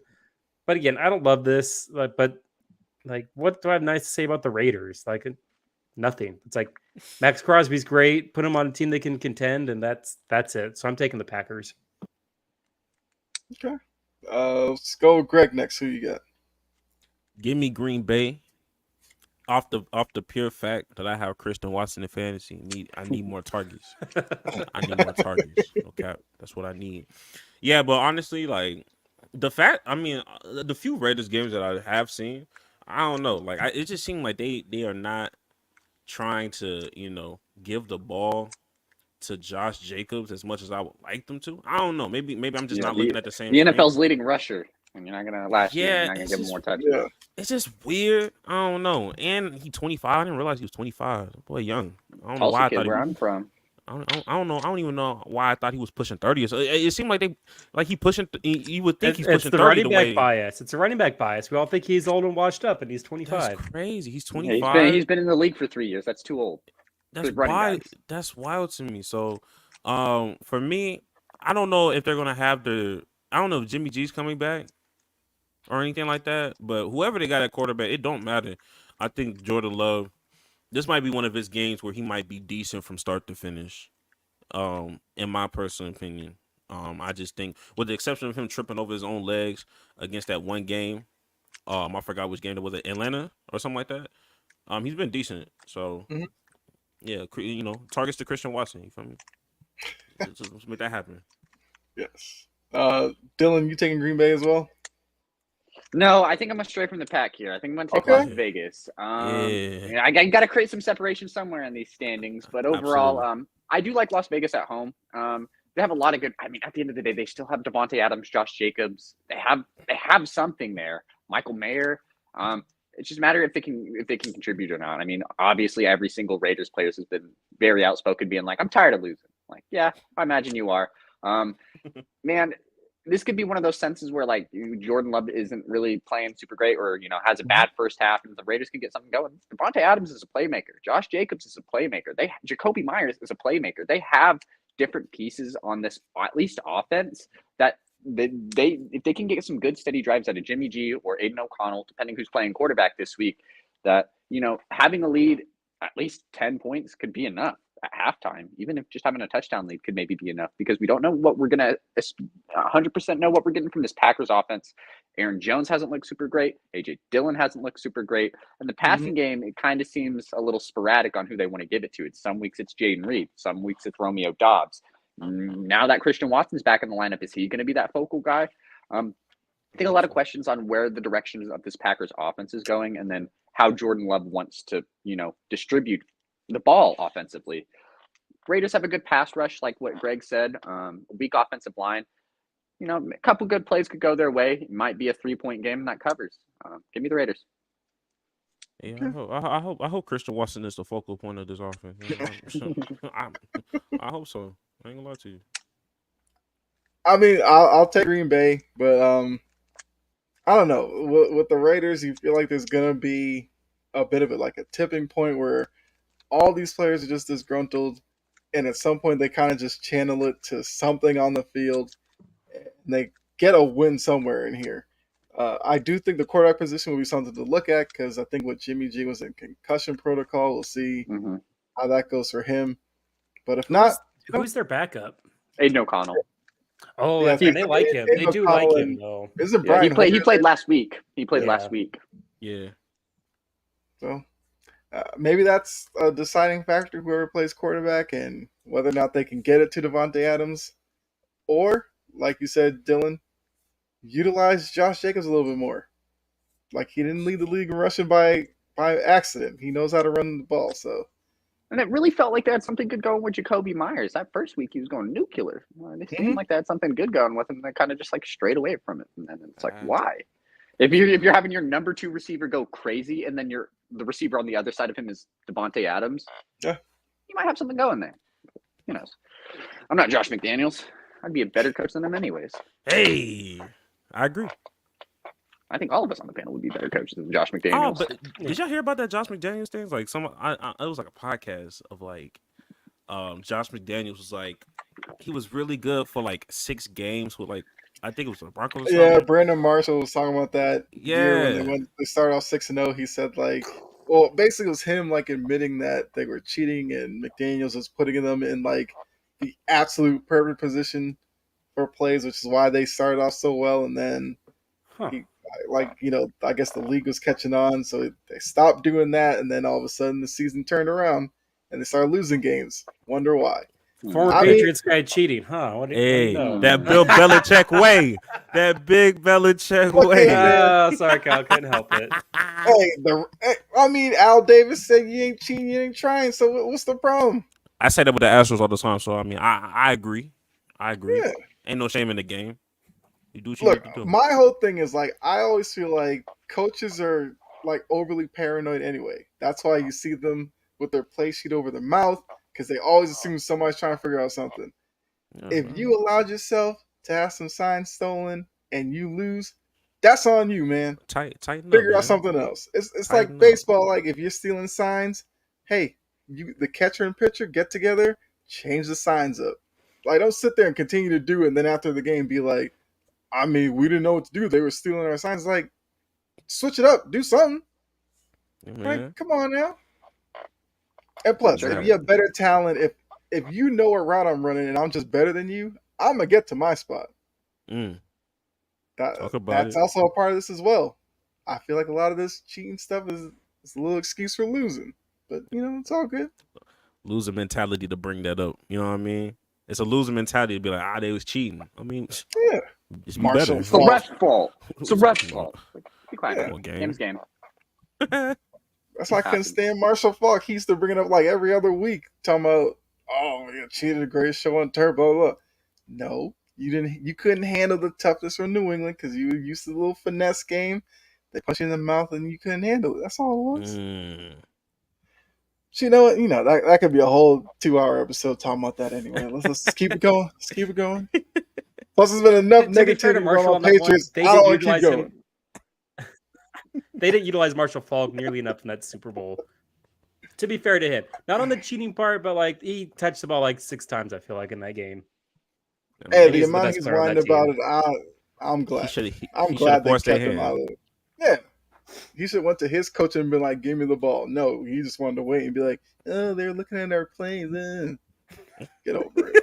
Jeez, this is a sore subject for Kyle. No, I agree. No, I agree with Kyle. Just because you did a great show on turf doesn't mean the Patriots are going to lay it down and let you win it. No. Prove it. That's crazy. Not a good point. I try. All right. That's fair. So we got the rest of the week, week 5 schedule. We finally have some teams on buys. That's going to be kind of a thing going forward. So we got Dylan's Seahawks on a bye this week. No Bucks, no Baker Mania this week. Man, Deshaun Watson's got the week off, and probably for the better. Brandon Staley gets to keep his job for another week because they don't play. What if they fired him on the bye week? That's when you should fire him. It would be hilarious. Exactly. That's when you should fire him. Yeah, but the charge would be like, it's only been 4 weeks. It's still too early in the season. They should have fired him last year, but yeah, I mean that's facts right there. But looking at the matchups, we have some interesting ones. We got Jacksonville and Buffalo, Trevor Lawrence versus Josh Allen. 2 quarterbacks a lot of people like to talk about. We got Texans Falcons. We'll see Ritter playing at home where the Falcons seem to play better. Got Jory's in the chat. We got her Titans and the Colts. AFC South battle there. That's gonna be a good matchup. Yep. Panthers Lions. Got Ravens Steelers. AFC North. Those great Giants facing the Dolphins. That could get ugly very, very quickly. As we talked about earlier, Jake's Saints and my Patriots play against each other. We got Eagles, Rams, Bengals, Cardinals. Can the Cardinals knock off another kind of preseason favorite in the Bengals with Burrow as hobbled as he is right now? We have Chiefs, Vikings, and Minnesota. Jets Broncos, which you got, the struggles in Denver versus all of a sudden the optimism behind Zach Wilson because they almost beat the Chiefs.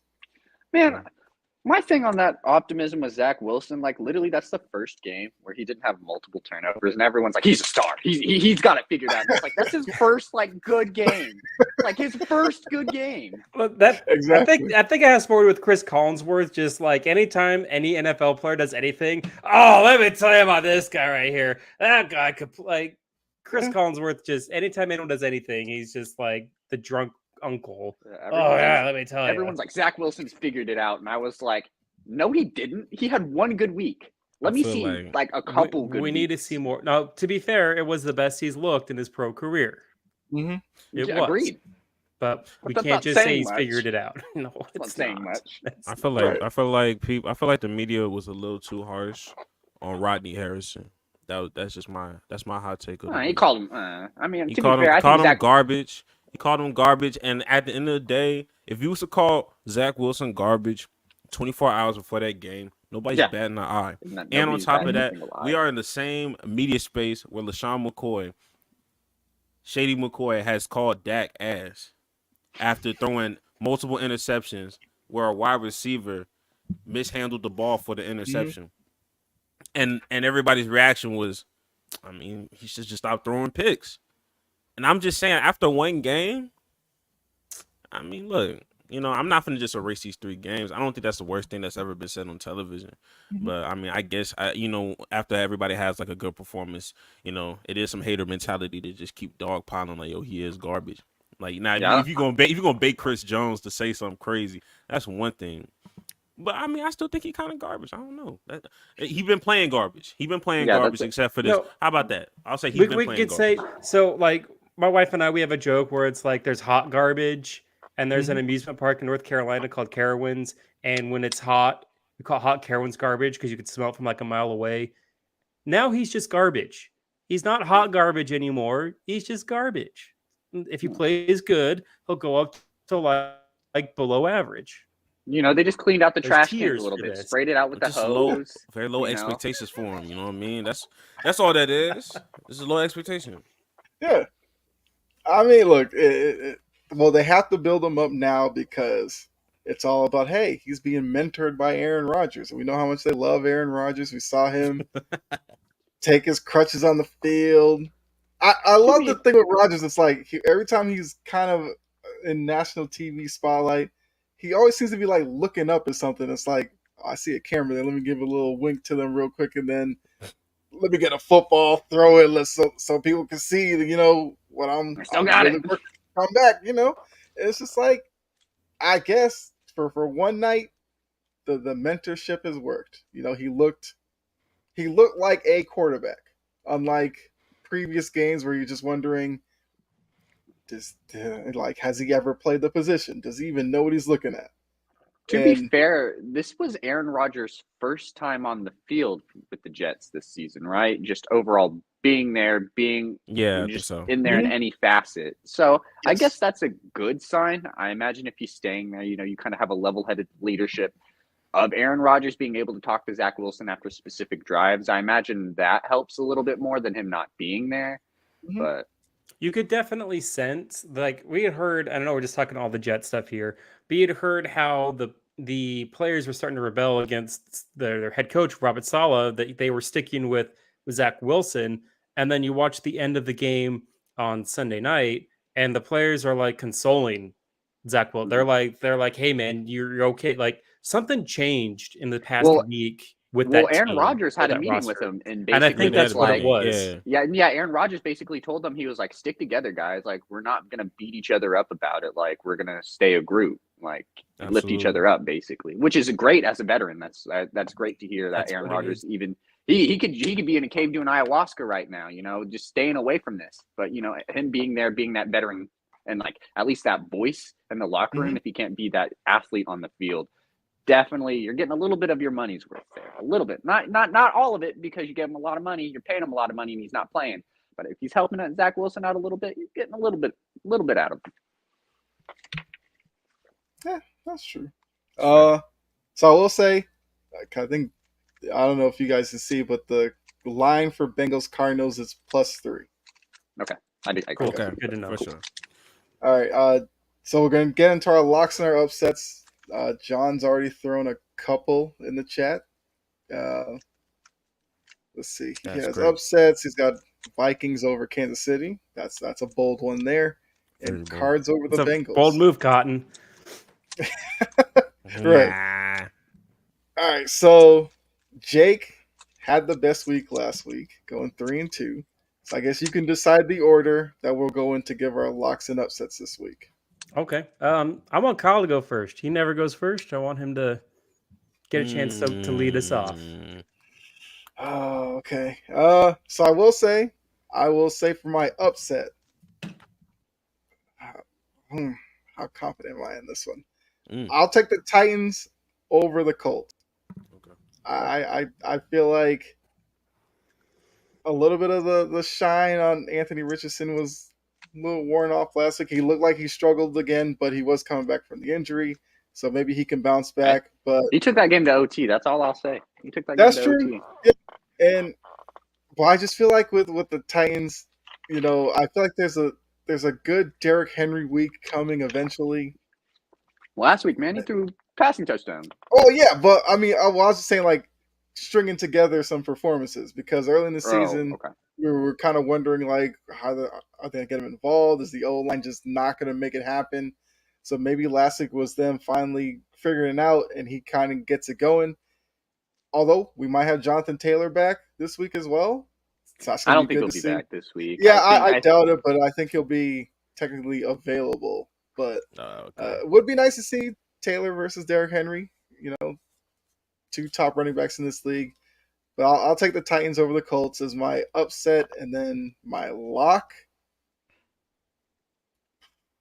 I will go with. Oh, there was another upset I do like, but yeah, I'll stay with the Titans one. My lock.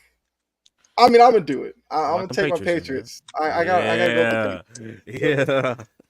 Yeah. Mac Jones struggled, but Bill I O'Brien. got no defense, man. That's a smart move. Yeah. Well, I mean, Carr's not playing, right? Carr's not playing. I don't think he is. Yeah. I don't think he is. I don't think he's playing, and he was garbage anyways. He was terrible. Yeah. I mean, yeah, he got famous Jameis, yeah. Jameis. Although I do hate that Judon and Christian Gonzalez are out. Christian Gonzalez is having a really good season. It looks like he's going to miss a few weeks. Hopefully, at some point, Jack Jones can come back. Then I can feel a little bit better about the secondary. But yeah, I'll take the Patriots as my lock and Titans as my upset. All right, so Jake, I guess you can decide who goes next. Yeah, we'll just go Dylan, Greg, and then myself. Just kind of go in a loop. Okay. So I'm my upset. Give me the Jets, man. Denver stinks defensively. Okay. They got their win last week. That's cool and all. Their nice little comeback win. But the Bears' defense also sucks too. So I didn't really take much stride about whose offense it really got too much better in that. The Jets did look like they figured something out with Zach Wilson. They kind of made an offensive game plan that was a little more of his element. They got him out of the pocket more. He was throwing. He looked pretty good. I mean, I saw a stat line that said Zach Wilson is the first quarterback to outperform Patrick Mahomes in the NFL and college. Like that's pretty. That's more of a nod to Patrick Mahomes. But that being said, that's still a pretty impressive feat to be the first one to do that. They have some momentum, even though they lost to Kansas City. It seems like what Jake said. They're kind of consoling Wilson. They're kind of on that same page. They're kind of like, okay, like we have something here. Like that was close. Like we can go from here. Give me the Jets over Denver as my upset, because I don't know why the Jets are not favored. I guess it's home, but give me the Jets. And then my lock, man, give me the Ravens. Give me the Ravens over the Steelers. Pittsburgh looks bad, and it's all because Matt Canada sucks. Blame Canada. Straight out of South Park, man. Blame Canada. Yeah. Blame Canada. Canada is bad, yo. Man, the Ravens look really good. They had a great game against the Browns last week. Well, Lamar Jackson is just doing Lamar Jackson things. Basically, the offense is rolling, the defense is rolling. Pittsburgh looks really, really bad. I'm not sure if I've seen any signs that makes me think, Pittsburgh might have a chance in this one.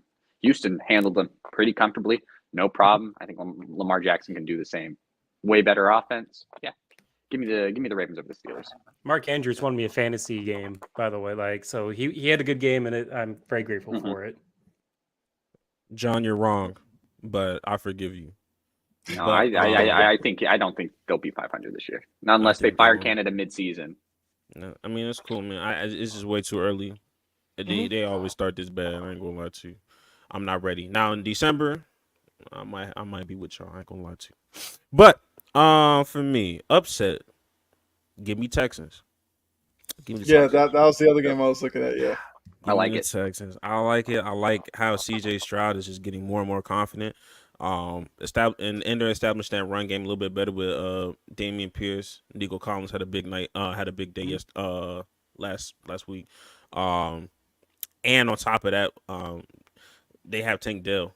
So I like that. Bijan is cool, but nah, go ahead and give me the Texans as my upset. Yeah, And that's literally the only thing with the Falcons. Bijan's cool. Yeah, That's it. Bijan is cool, and it looked He cool might on be the Toy best running Story. back in the league, but what else do Yeah. they got? They can't throw the ball. That's fair. And you have Riddler. I forgot his name. Yeah, you Yeah. have Drake London. You got And Kyle Pitts. You got like and you have two just massive guys at your wide receiver and tight end, and you just can't throw them up just a jump ball at any point in time. Let them make something work. You might as well Imagine, just line 'em imagine up. if Atlanta pulled the trigger to get Lamar Jackson to make that trade. How good that I team know. would be. Or you could just go get Justin Fields. I mean, I feel like anything is better. Or than they what you could have have right now. took the chance on Trey Lance too.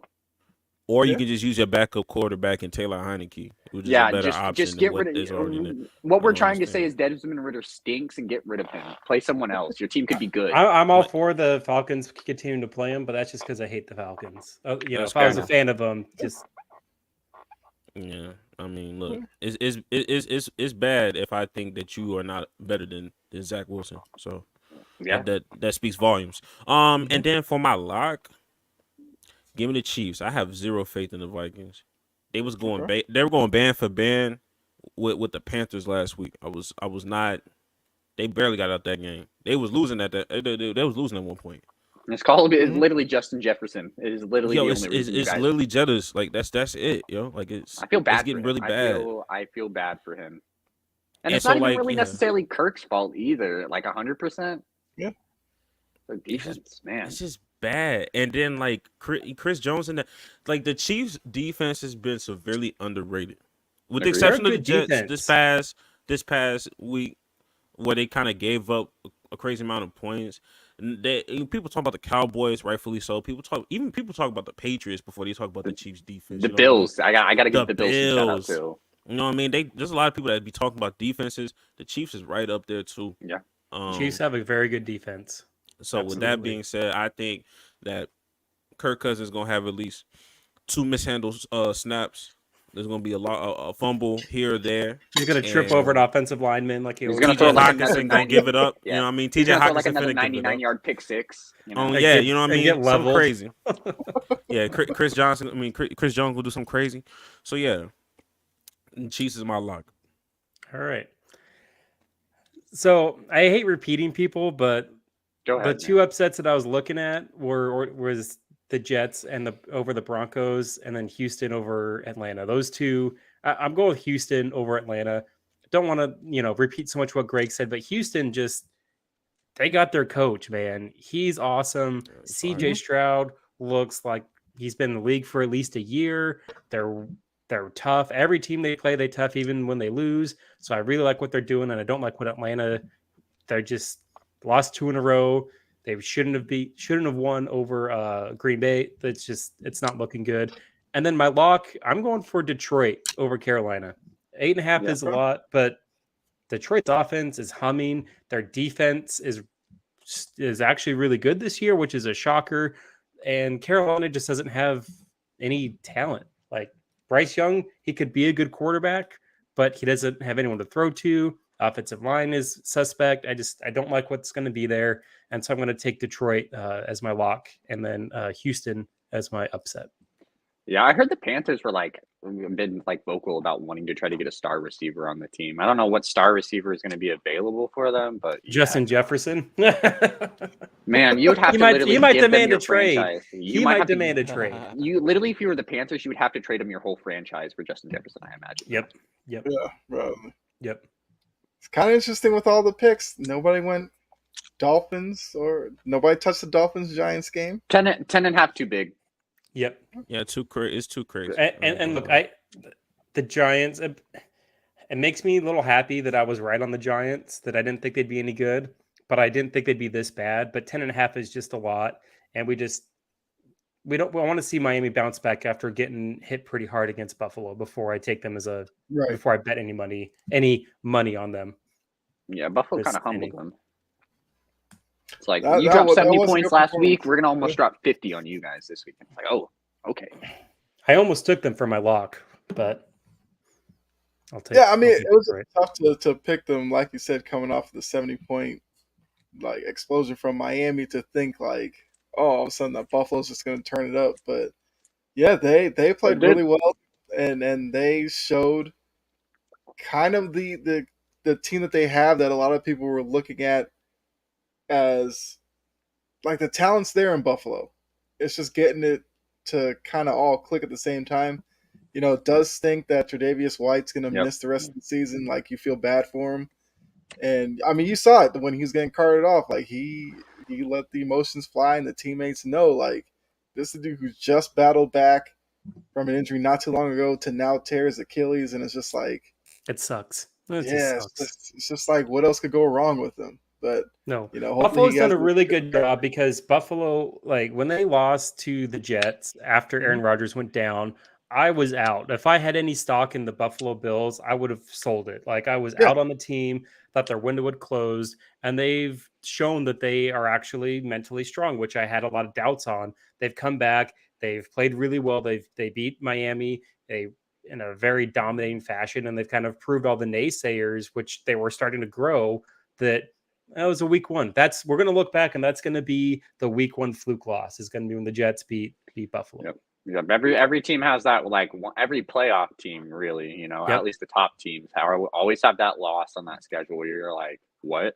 I mean, last we year was the Cincinnati Cowboys. and Steelers. Yep. We mentioned the Cowboys losing to Arizona. I mean, me as a Seattle fan, we could maybe count that Rams game. Yeah, every team is going to have like one of those games where it's just like you just got to outcoach that game. Probably these guys might be a little bit. The Chiefs lost to the Colts last year. Yeah, it happens. It happens. It happens. Yeah, my Patriots had that this past week against the Cowboys. It's all good. Okay. Yeah, I'm glad you can cope with that loss with some humor. I'm glad you're at the acceptance phase. I've gone through the stages of grief in just a couple of days. I'm laughing it off now. I almost picked Cardinals. I ain't gonna lie, it's my upset. I ain't gonna lie to you. Man, that just feels like a trap game for me. It feels like maybe Cincinnati could just get right on the right page. You know, they don't. Arizona doesn't have good cornerbacks. We saw Jamar Chase complaining like, "I'm open, like I'm doing all I can. I'm open." Arizona doesn't really have a particular great pass rush, which means the offensive line could probably hold up a little bit better than what it did against Tennessee. I just feel like it could be close because Arizona's been playing everybody tough. Shout out to Arizona, like. Whatever, who was the coach that can win that? John Gannon? Yeah, Yep. Gannon. Yeah, he's impressive. Yeah, he's got that team bought in. Yeah, they got that team. He's got them bought in. Whatever it is, just imagine if they can get Kyler Murray 100%, and sky's the limit maybe for that team. But it feels like a trap game. This is a kitchen sink game for Cincinnati. That's why I stayed away from it. Is because if Cincinnati loses here, that puts them at 1-4, and they haven't looked good in any of those games. So this is a game where they have to. It's make or break for the season, and if that's the case. I'm not touching it. I'm staying away from it.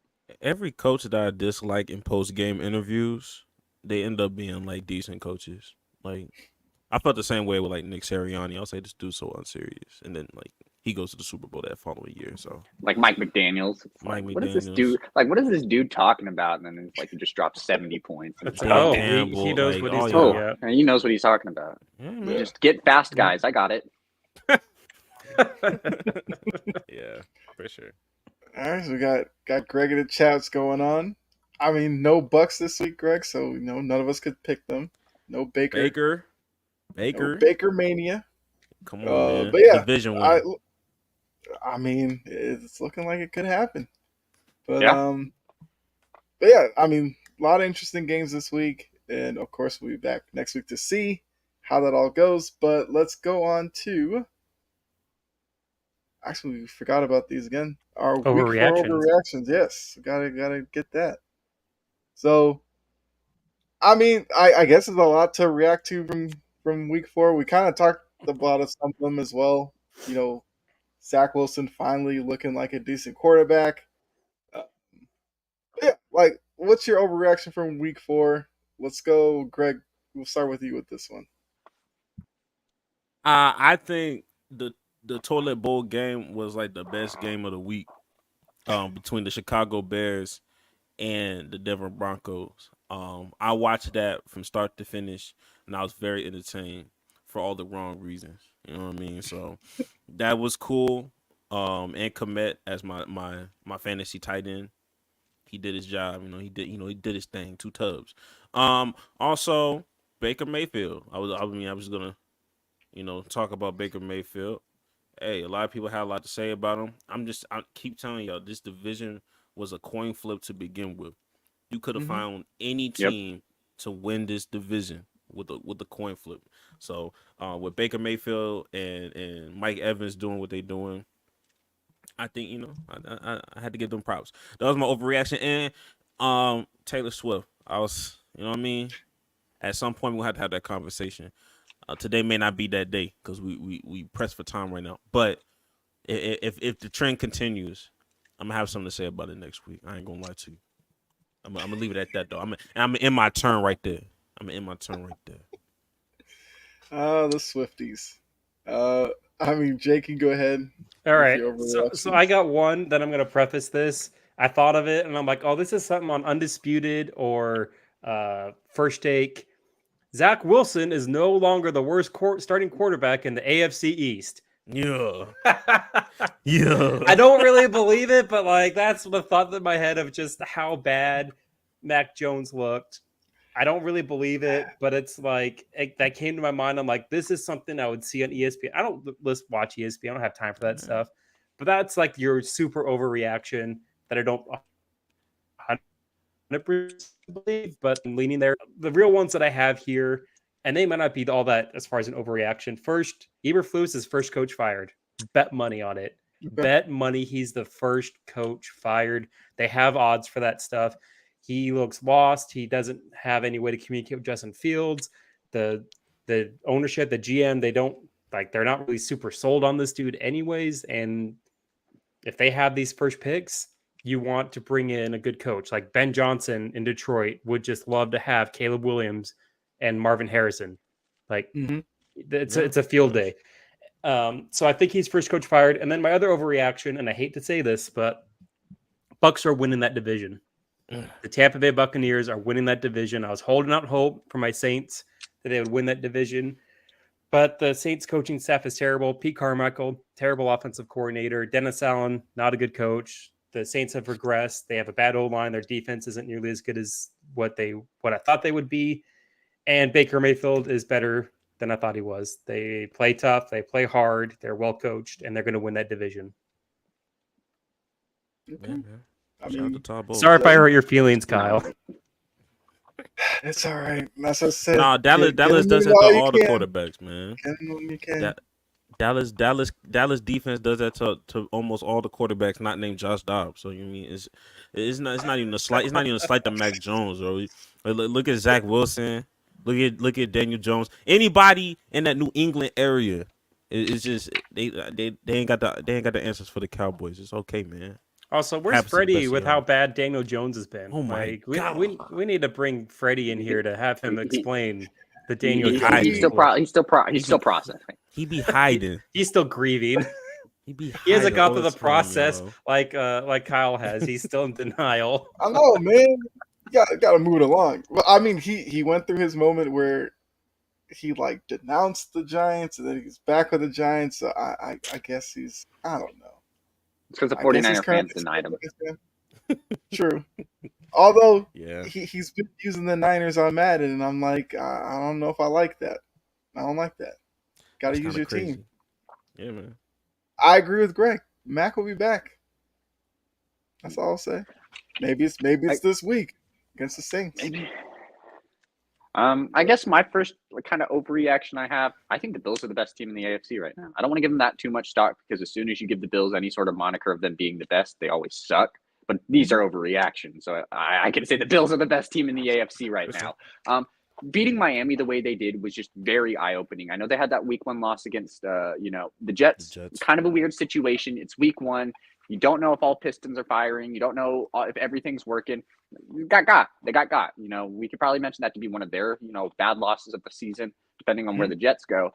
But yeah, Buffalo looks great right now. Losing Tre'Davious White kind of takes a couple notches off of that, but you beat a team that dropped 70 points last week, and people were arguably calling the best team in the AFC. And it's not like they beat them in a close fashion or like a shootout. They beat them pretty comfortably. Josh Allen looked really good. That defense looked really good. They figured out how to be able to stop, just the speed, just the overall just playmaking that offense had.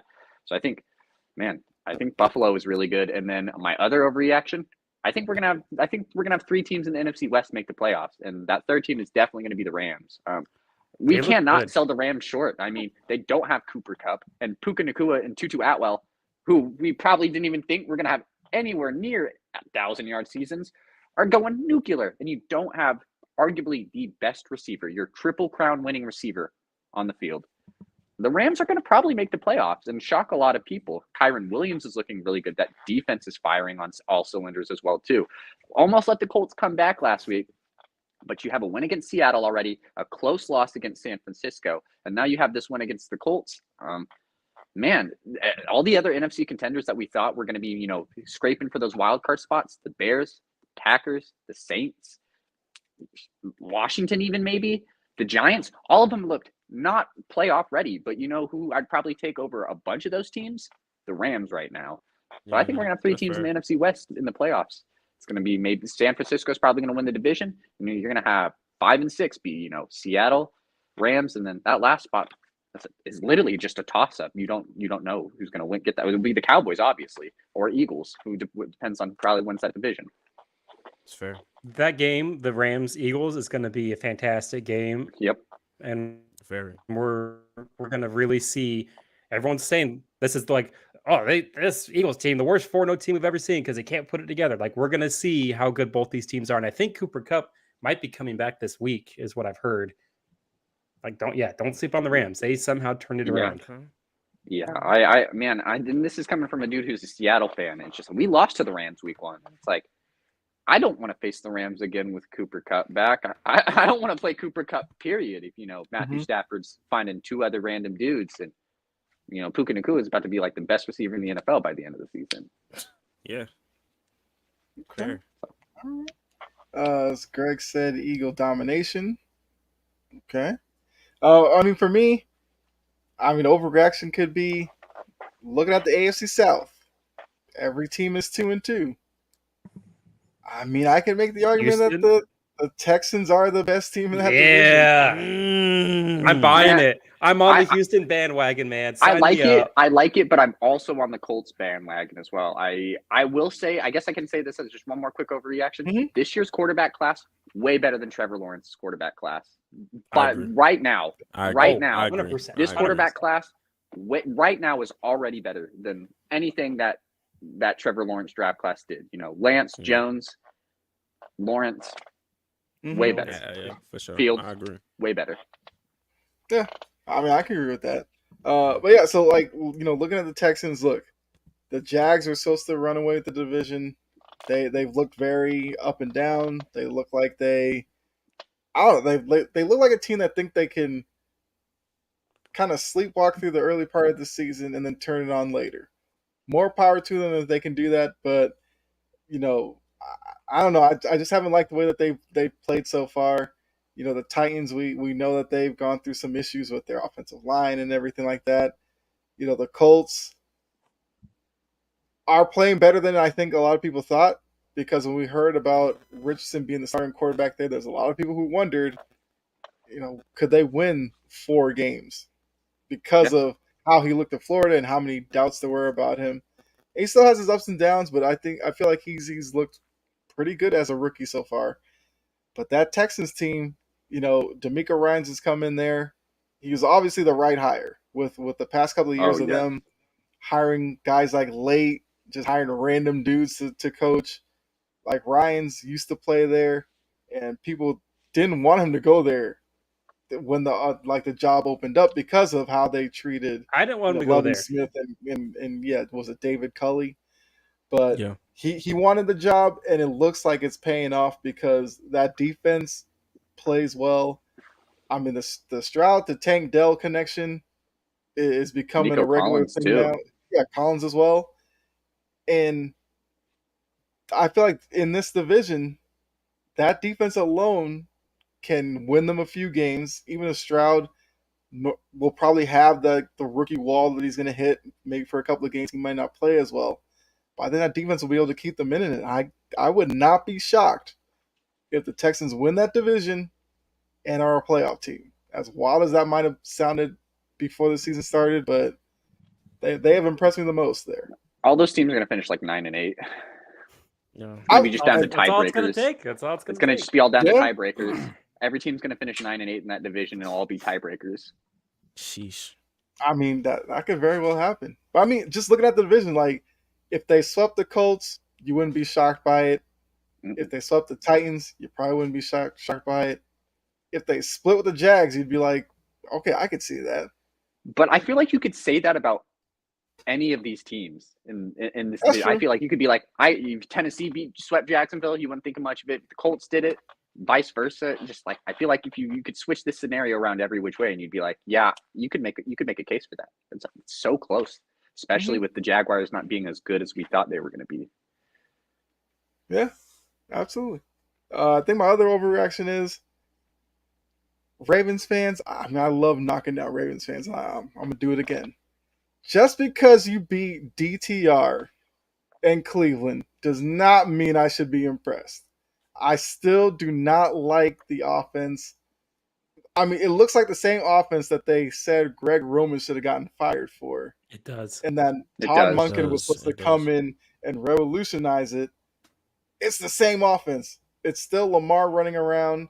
It's still a passing game that's very much Mark Andrews centric because that's where Lamar wants to throw it. So until Just real quick, I think it's funny that people were talking about how this Todd Monken offense is going to be so different. Let's look at like Georgia's best offensive players. They've all been tight ends. tight Like ends and literally running on that backs. offensive end, tight ends and running backs. But all of a So it's sudden like he's supposed to we come in literally and got more of turn the same. Lamar, OBJ, Zay Flowers into the Chiefs back in when they had like all their like Tyreek Hill and all that. And it's just like, no, that's not what's going to happen. He And I looked at still that depth think- chart and saw Likely and Andrews and was like, I can work with this. This is Georgia-esque.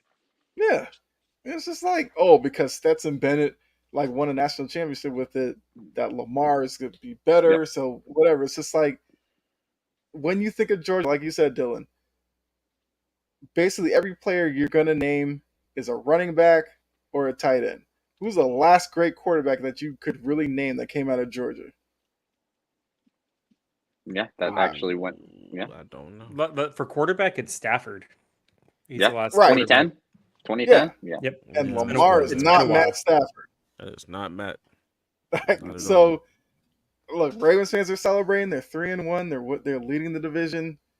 I'm still taking Cleveland because once Watson comes back, I still think they'll find a way to get it. Yeah, he has a bye week too now. Yeah, so he'll be even Right. better off. And I do hate that Burrow's dealing with the calf injury because I do think that's going to compromise their season. But I give Burrow a lot of credit. He's gonna play through it. There's no chance of him sitting out because it just seems like that's just not the type of player that he is. Even though it's probably best that he does probably take a couple of weeks. Yeah, at But least a week, man. But I think in his mind and in the team's mind, it's like they're 1-3. I don't know if they can afford that now. They can't something- now. It's something they should have done week 1 or week 2. Sit him out Yeah. and then go from there. But Have them it healthy is for what the it rest is. of the season rather than, kind of piecing them back together week by week. You'd rather Yeah. just have them 100% by week 3 instead of, gluing them back together week by week. Yeah. Yeah. So I mean, it's a risk they took, and it's not paying off right now. Mhm. I mean, it's still early in the year. They could turn it around, but yeah, that's my overreactions. Texans probably win the division, and Ravens fans calm down. Even though they love making noise when their team wins, and staying quiet when they lose and making excuses. I don't know a single Ravens fan that would act that way. There's too many of them. Yeah. I mean, will you say just- though, the Ravens are going to be a playoff team regardless. The team's good. I It's just they're not anything different. Like they're going to make it to the playoffs. They're going to have a decent record. They're going to have a little bit of hype around them, and then they're just going to lose in the first round. yeah, they're gonna lose Yep. wild card round, and it's gonna turn into this guy got held in that play and they didn't call it. Or Yeah. They'll play a close playoff game and be like one possession away. Just didn't Yeah. get it off. Time ran out. Ravens fans were going to be like, that ref screwed us over, and it's like, no, Yeah. this is every year for you guys. because that's what it was last year. It was, well, what was it? The Hubbard run back is like, well, the guy got held, and it's like, well, maybe Huntley shouldn't take off from like the 4-yard line on a quarterback dive and stretch the ball out. Like, be smarter than that. And Bradley Roby held too, and look where we're at. Yeah. Fair. So, as long as I can take the Ravens down with me, I'll definitely handle a rough Patriots season. It's all good to me. But if they win the Super Bowl, it's gonna be brutal. Yeah, it ain't happening. There's going to be no more Baltimore. Yeah. Because I did say that about the Jets. If the Jets won the Super Bowl, it's going to be miserable. We obviously know that's not happening. The Ravens are now the next team in Oh, line. man. They Man, can't imagine do if the Jets win and like Zach Wilson's still the quarterback. Like, oh man, Wow. oh man, What a sort of event. Yeah. Yeah. I'd cry Although probably. I might get some joy out of now. The conversation would be, do we even need Aaron Rodgers? And No, you wouldn't. I'm always, No, I'm if always the- here to if the knock Jets- Aaron Rodgers down. If the Jets win with Zach Wilson, that's like the monkey paw like Halloween story where they're like, I wish for the Jets to win the Super Bowl, and then it's Aaron Rodgers' career is done. Like it's a monkey paw is how that would happen. That's the only way that would happen. Yeah. It'd Probably be funny, perfect. though. Perfect dream would be the Jets get there, Packers get there, Aaron Rodgers is sitting there like, wait a minute. I thought the Packers were supposed to stink once I left. Jordan Love gets them there, and then Zach Wilson, and Rodgers will just be miserable on Pat McAfee, just laid out in his bed talking all his nonsense. And I can smile about that. Jets Packers Super Bowl. Jordan loves Zach Wilson. Man. Ooh, I don't think anybody's. That would be the least watched Super Bowl in the world. Probably. Although somebody will probably make a bunch of money off of it. Yeah. Some least Packers watched fan in or Super Jets Bowl fan. one. Nobody's wanting Zach Wilson, Jordan Love Super Bowl. That's fair. Well, I mean, you got Usher Super Bowl. That'll keep some people interested That's true. because he can put on a show. I'll give him that. I mean, I think since we're over the 2-hour mark, we'll probably bypass grids this week. Yep. Because that's a long show. Well, I mean, we had a longer than I probably expected NBA talk, but it was all good. It was First needed, talk in though. a minute. It First was talk in a needed. minute. First time in a while. For So- sure. I'm sure NBA will kind of drift off into the background for the next couple of weeks until the season starts, and then we'll have more to talk about. We have MLB playoffs that started today. Maybe we'll work that in next week because they have 4 games today. I think 4 games tomorrow. I'm not even This- sure if the Blue Jays won today. I don't think so. I don't know. I'd have to go haven't double check. got a chance to check them, but I knew This is we like- were this down is like like the 2-0 best time after for the first baseball. inning. We were down Yeah. 2-0 after the first inning, and I was like, man, Yeah. this sucks already. but yeah. So I mean, unless you guys have anything you want to add before we get out of here, you know. Just great show. Thanks for everyone for Yeah, stopping great by. show. But it was a great show. Football's awesome. Yeah. Football's Yep. awesome. Go Stros. Go Astros. And sorry for all the Patriots shade I threw at you, Kyle. It was all in good fun. Yeah. That's all right. He'd be all right. Because I can end it with Yankees are trash and they're not even in the playoffs either. So And you can Yankees, come man. right back at me next week when your team beats the Saints. So I mean, I had to get it in there. While I I mean, did. I'm not claiming Also- any wins anymore. Also, shout out to Jake's Brewers. He didn't mention them, but Jake's Brewers, They're down got right a little- now. They're down to the yeah? Diamondbacks, but we'll see what they can do. I definitely had to let you get your team in there too. Appreciate it. I should have worn my hat, but oh well. I mean, I'm the only one without a team in the postseason, of course, because nothing's going my way. I'm last in picks. My fantasy team's like 0-4 on the network. It's Oh Lord. it's rough. But I've like some computer team this week. If I lose that one, I may never look at that fantasy team again. One of those computer teams dropped like 220 points, though. So be Oh, careful. One of those great. computer teams. That's has probably an the one I'm going to absolute get this lineup. week because that's just how it's working right now. Oh, man. All right. Well, I mean, like you guys said, it was a great show. Definitely appreciate everybody who's in the chat, especially, sure. Gregory came in late, but, it's always good to see him in the chat with Jory, Key, Cool, bunch of you guys. Definitely John. appreciate it.